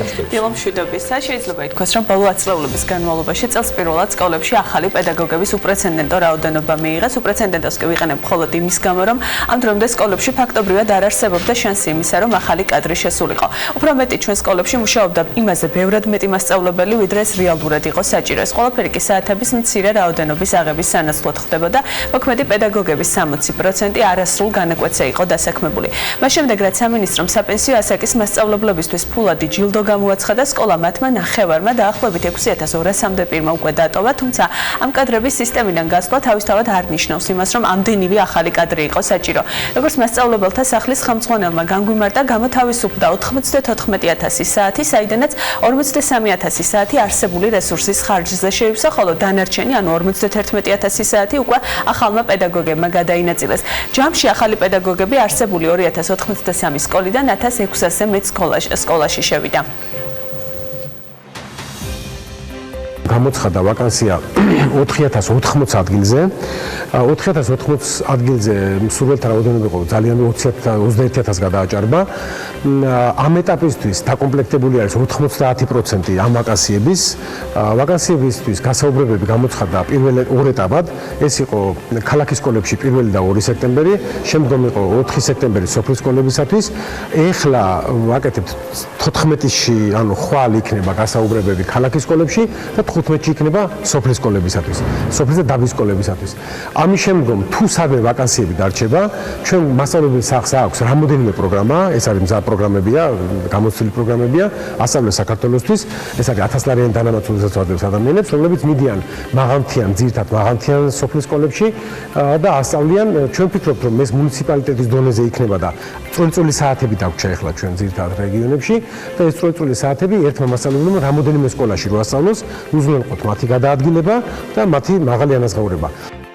მასწავლებელთა სახლში აცხადებენ, რომ მასწავლებელთა გასაუბრების პროცესი მაქსიმალურად გამჭვირვალედ მიმდინარეობდა იმ 1600 სკოლიდან, სადაც ახალი პედაგოგები შევიდნენ 1200-მდე სკოლაში მიმდინარე პროცესებს მათი წარმომადგენელიც ესწრებოდა. რაც შეეხება მათ მონიტორინგს, ბერიკა შუკაკიძე ირწმუნება, რომ მასწავლებლებისთვის ტრეინინგების პროცესი მომავალშიც გაგრძელდება. მიუხედავად იმისა, რომ სკოლაში დასაქმების მსურველთა რაოდენობა საკმაოდ მაღალია, აღნიშნა, რომ რიგ საგნებში პედაგოგების საჭირო რაოდენობა უბრალოდ არ გვყავს. ასეთია ფიზიკის, ბიოლოგიის, ისტორიის, მუსიკის, ხელოვნებისა და სპორტის მასწავლებლები. სამინისტროში აცხადებენ, რომ ამ დეფიციტის ამოსებისთვის სპეციალური პროგრამები ამოქმედება და საჭიროების მიხედვით გადანაწილდება. საპენსიო ასაკის პედაგოგების სისტემიდან გასვლის ხარჯზე 12 ვაკანსია გამოჩნდა და ახლით უკვე შეივსო 171 სკოლაშიც. სკოლის დირექტორი მიიჩნევს, რომ შეთავაზებული მოდელი მასწავლების გაძლიერებისკენ მიმართული წინგადადგმული ნაბიჯია. არ მქონდა მითითებული, რომ ადამიანის გამოცდილება იყო ერთ-ერთი აუცილებელი შემსხვიდავი მომენტი. და მივიღეთ ახალგაზრდები, რომელსაც რასაკვირველია სტატუსი ჰქონდა და უფლება მოსვლის. ჩავატარეთ კონკურსის საკმარისად ესეთი გამწურავი, აბსოლუტურად ბევრი კითხვა დავუსვით ადამიანებს და ჩვენთვის სასიხარულოა ის, რომ ყველა მათგანი, ვინც მივიღეთ სკოლაში მოდის, არა იმიტომ, რომ სამსახური იშოვოს, არამედ იმიტომ, რომ მასწავლებლობა უნდა. რაც შეეხება გამოცდებს, რომელიც ჩატარდა ზაფხულში, სამინისტროში აცხადებენ, რომ დაანონსებული ხელფასის ზრდის გამო ზაფხულში გამოცდაზე უპრეცედენტო რაოდენობის მასწავლებლები დარეგისტრირდნენ. ჯამში 30000 პირი, საიდანაც 10000 გარედან შემოსულის მსურველი იყო. ძალიან საინტერესოა ის შედეგები, რაც უკვე გამოცდებმა აჩვენა. თავში გეტყვით, რომ ბარიერი მოქმედ პედაგოგებსა და სისტემის გარეთ მყოფებს შორის განსხვავებულია. მოქმედები კომპეტენციის ნაწილობრივ დადასტურების შემთხვევაში აგროვებენ ქულას, გარედან შემოსულები კი მხოლოდ 60%-იანი ბარიერის დაძლევის შემთხვევაში. თუ შევადარებთ 60%-იანი ბარიერის გადალახვას გარედან შემოსული კადრებისა და მოქმედ მასწავლებლებს შორის სიტუაცია განსხვავებულია. გარე პირებს შორის 30%-მა გადალახა ეს ბარიერი, ხოლო მოქმედი მასწავლებლების შემთხვევაში არ სცილდება 10%-ს.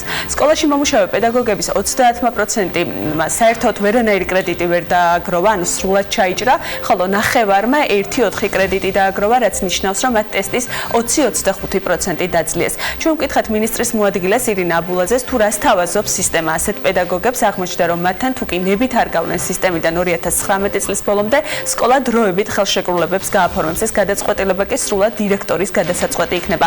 ანუ დირექტორი და სამეურვეო საბჭო განსაზღვრავს, რომელი პედაგოგი რამდენი ხნით დარჩება სკოლაში. ეს არის უპრეცედენტო შემთხვევა, როდესაც ცენტრალიზებულად არ განისაზღვრება სკოლიდან ვინ უნდა გავიდეს.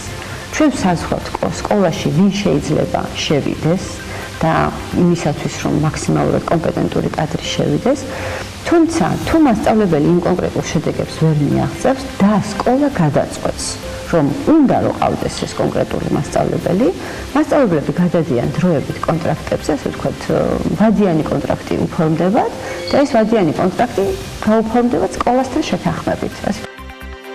გეტყვით, რომ ცნობილია ბიუჯეტიც, რომელიც ამ ეტაპისთვის საპენსიო ასაკის პედაგოგებისთვის არის საჭირო, საუბარია 50 მილიონ ლარზე. თანხების გაცემის პროცესი კი ოქტომბერში დაიწყება. ამასთან აღსანიშნავია, რომ ჯილდოს აღების საშუალება პედაგოგებს 2019 წლის ბოლომდე მიეცემათ, მათ შორის იმ პედაგოგებსაც, რომლებიც გამოცდებზე გავლენ, მაგრამ საჭირო კრედიტებს ვერ მოაგროვებენ. მეორე ფაზისთვის თანხების გაცემა უკვე იანვარშია დაგეგმილი. ბატონ შალვა ტაბატაძეს მას ვპინძლობთ, რომელიც ჩვენთან იმყოფება დილიდან. მადლობა ბატონო შალვა სტუმრობისთვის. მნიშვნელოვანი ცვლილებები დაიწყო განათლების სამინისტრომ ბოლო 1 წელია სხვადასხვა მიმართულებით და მათ შორის ერთ-ერთი საკვანძო საკითხი უკავშირდება პედაგოგების შეშურებას სკოლაში. მოდით ახალი პედაგოგების მიღებით დავიწყოთ. როგორ აფასებთ, რა ინფორმაციას ფლობთ? მე ვკითხე მასწავლებელთა სახლის ხელმძღვანელსაც, როგორ მიდიოდა გასაუბრების პროცესი, რამე თუ მედიაშიც ვრცელდებოდა სოციალურ მედიაში სხვადასხვა ინფორმაციები, ვთქვათ, მიკერძოებულობის შემთხვევებთან დაკავშირებით. თქვენ როგორ აფასებთ იმ პროცესს, რამდენად გამჭვირვალედ წარიმართა და რამდენი ახალი პედაგოგი მივიღეთ, რა შეცვლის ეს ყველაფერი ჯამში? კი ბატონო, დიდი მადლობა მოწვევისთვის. მინდა ყველას მიულოცოთ დღევანდელი დღე, მასწავლებლებს, მშობლებს, მოსწავლეებს, საყოველთაო სიხარული და აღტაცება და მინდა მიულოცოთ და ის მოლოდინები, რაც აქვთ ამ სასწავლო წლისგან, მინდა რომ გამართლებოდა. რაც შეეხება საკითხს დაუყოფო ნაწილად, პირველი რა პოზიტიური ჰქონდა მთელ ამ პროცესს. მინდა ვთქვა, რომ პირველად ბოლო წლების განმავლობაში იმ ჩეხის პირობებში, როდესაც სისტემაში არსებობდნენ მასწავლებლები, რომლებიც სისტემიდან არ გადიოდნენ და ახალბედა მასწავლებლებს არ ქონდათ შესაძლებლობა შესულიყვნენ სისტემაში, მიუხედავად იმისა, რომ ზოგიერთ შემთხვევაში მათ კვალიფიკაცია დადასტურებული ჰქონდათ და სურვილიც ჰქონდათ. ეს იყო პირველი პრეცედენტი, როდესაც გარკვეული მექანიზმი შეიქმნა ერთჯერადი ამ ეტაპზე, თუმცა ვფიქრობ, რომ ხანგრძლივიც იქნება, როდესაც შესაძლებლობა გააჩნდა სისტემიდან გასულიყვნენ ღირსეულად მასწავლებლები და სისტემაში შესულიყო ახალბედა მასწავლებლები. შესაბამისად, ეს არის პოზიტიური ტენდენცია თავისთავად, თუმცა მე ახლა აქცენტს გავაკეთებ უფრო მეტად ზოგადად მიზანზე. ჩვენ რა გვაქვს მიზანი და ხშირ შემთხვევაში ძალისხმევის არასწორად მიმართვაზე, იმიტომ რომ ზოგიერთ შემთხვევაში აქცენტებს ვაკეთებთ რაღაც სიმპტომებზე, რაღაც პროცესებზე, თუმცა რეალურად რა შედეგის მიღწევაც გვინდა, იმ შედეგებზე არ ხდება აქცენტის გაკეთება. რაც გულისხმობ, აქ ზოგადად არც მასწავლებლის საპენსიო ასაკის თუ ჩვეულებრივი ასაკის მასწავლებლის სისტემიდან გაშვება და არც მაინც და მაინც ახალბედა მასწავლებლების შემოსვლა არ არის თავისთავად მიზანი. ანუ მიზანი ჩვენთვის არის, რომ გავაუმჯობესოთ სწავლების ხარისხი. ანუ სკოლებში მოსწავლეებმა მიიღონ უფრო ხარისხიანი განათლება. ამიტომ ჩვენ უნდა ვიცოდეთ რა პრობლემები გვაქვს ამ კომპონენტთან დაკავშირებით, მათ შორის მასწავლებელთა კვალიფიკაციის თვალსაზრისით. ანუ იგივე 10,000 რო გასულიყო, 12,000 და 12 ახალბედა შემოსულიყო, ეს პრობლემას გადაწყვეტ და ამიტომ აქ ვფიქრობ, რომ უფრო კომპლექსური მიდგომები უნდა იყოს, რასაც სამწუხაროდ ვერ ვხედავ და ხშირ შემთხვევაში რეაგირება ხდება მიმდინარე რაღაც პატარა პრობლემებზე, რომლის გადაწყვეტაც არის შესაძლებელია კონკრეტულ მომენტში მნიშვნელოვანი, თუმცა გრძელვადიან პერსპექტივაში ის მიზანი მიღწეული არ იქნება. ანუ 2005 წლიდან რომ ავიღოთ ჩვენ 14 წელია მუდმივ რეფორმებში ვარ და შეიძლება ვთქვათ, რომ გავიჭედეთ ამ რეფორმებში. რეალურად მთელი ძალისხმევა განათლების სამინისტროში მომუშავე ადამიანების, დირექტორების, მასწავლებლების მიმართულია რაღაცეების კეთებაზე, თუმცა შედეგობრივი თვალსაზრისით ჩვენ შედეგი არ გვაქვს. ანუ ენერგიას, ადამიანურ რესურსს, ფინანსებს ხარჯავთ ისეთ რამეში, რასაც შედეგი არ მოსდევს. ეს არის იმის მიზეზი, რომ რეალურად არ ვარკვევთ, სად გვაქვს პრობლემები და რა უნდა გადავჭრათ. იგივე მასწავლებელთან და ვიცით, რომ პრობლემები მასწავლებელთა კვალიფიკაციაში ამას სხვადასხვა გამოცდები ადასტურებდა, როცა 80-ზე. კი ბატონო, ეს კვალიფიკაცია როგორ უნდა შევცვალოთ? ანუ აქ რამდენიმე მნიშვნელოვანი საკითხია. სისტემაში გვყავს 65,000 მასწავლებელი და ყოველთვის ვამბობ, 3,700,000 მოსახლეობაში 65,000 კვალიფიციური მასწავლებლის მოძებნა არის რთული. იმიტომ მასწავლებლის პროფესია ეს არ არის მარტივი პროფესია, ეს არის ერთ-ერთი ურთულესი და ერთ-ერთი მაღალკვალიფიციური პროფესია.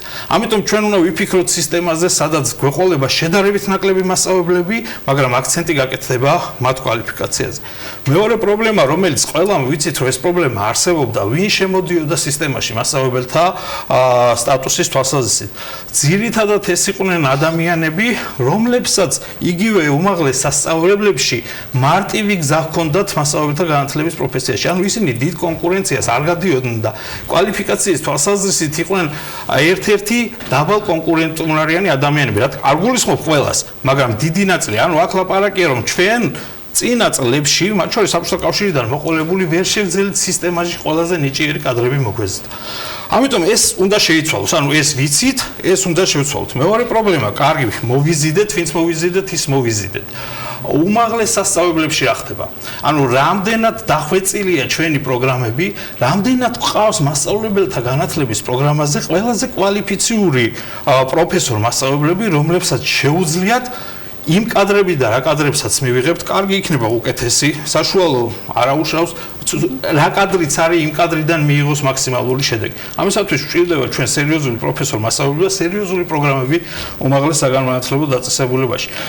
ამის სანაცვლოდ რომ რეალურად გვეზრუნა რეფორმებზე უმაღლეს სასწავლებლებში და მათ შორის მასწავლებელთა განათლების პროგრამაზე, ერთადერთი რაც გაკეთდა, შემოვიდა 300 კრედიტიანი მასწავლებელთა განათლების სამაგისტრო ინტეგრირებული პროგრამა, რომელიც არსობრივად ახალი არ არის.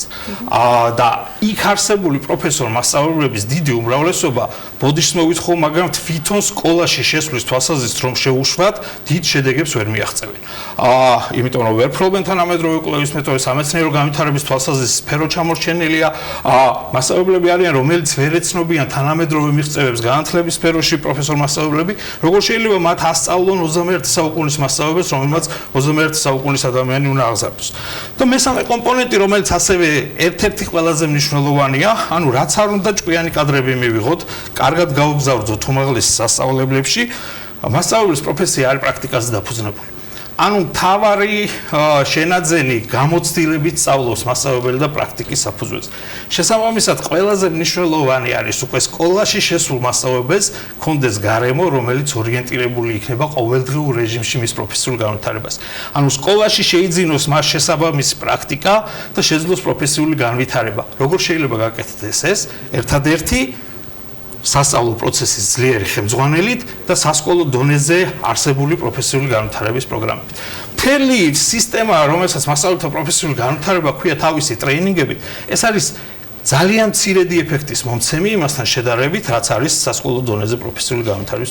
მე მესმის აბსოლუტურად, რომ დღევანდელ დღეს მაგალითად სკოლები, სკოლის ხელმძღვანელები არსებული სიტუაცია არ იძლევა ამის შესაძლებლობას, თუმცა ფუნდამენტური იქნებოდა რეფორმა, რომელიც იტყოდა, რომ აი ვაკეთებ ამ რეფორმას, რომ რამდენი წლის შემდგომ ამ შედეგს მივაღწევ, ანუ სასკოლო დონეზე გადავიტანო ამ რეალობაში ამოცემულობით, რასაც აკეთებს სამინისტრო, ახალი კადრების შეშვებით, პარალელურად რკანს სხვადასხვა ტიპის ტრეინინგების ჩატარებით, დროებით ხელშეკრულების გაფორმება, ეს რამდენად იძლევა იმის საშუალებას, რომ რამდენიმე წელიწადში გაუმჯობესდება რეალურად სიტუაცია და უკეთესობა იქნება, ვიდრე დღეს არის.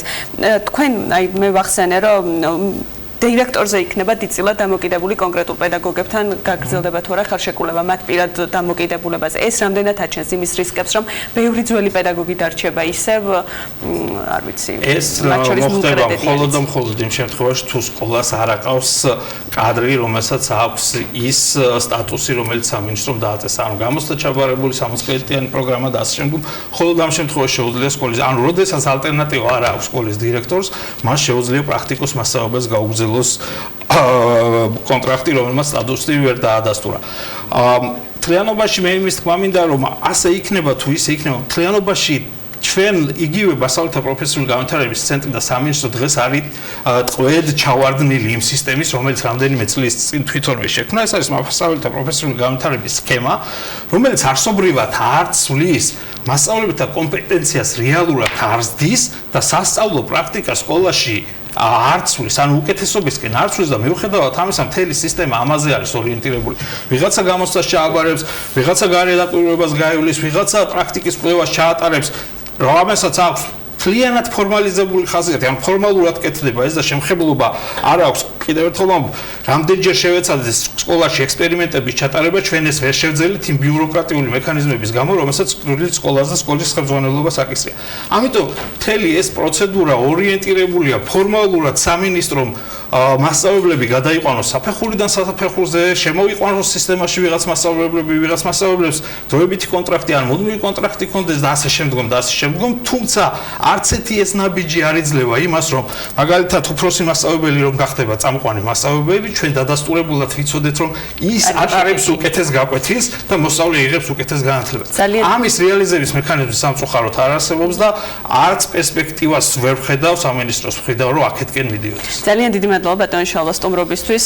როგორც ყოველთვის დრო არც ამ ეტაპზე არ არის საკმარისი, თუმცა დარწმუნებული ვარ, კიდევ ძალიან ბევრჯერ მიუბრუნდებით განათლების საკითხებს. შალვა ტაბადაძე სამოქალაქო ინტეგრაციისა და ეროვნებათშორისი ურთიერთობების ცენტრის გამგეობის თავმჯდომარე გსტუმრობდა.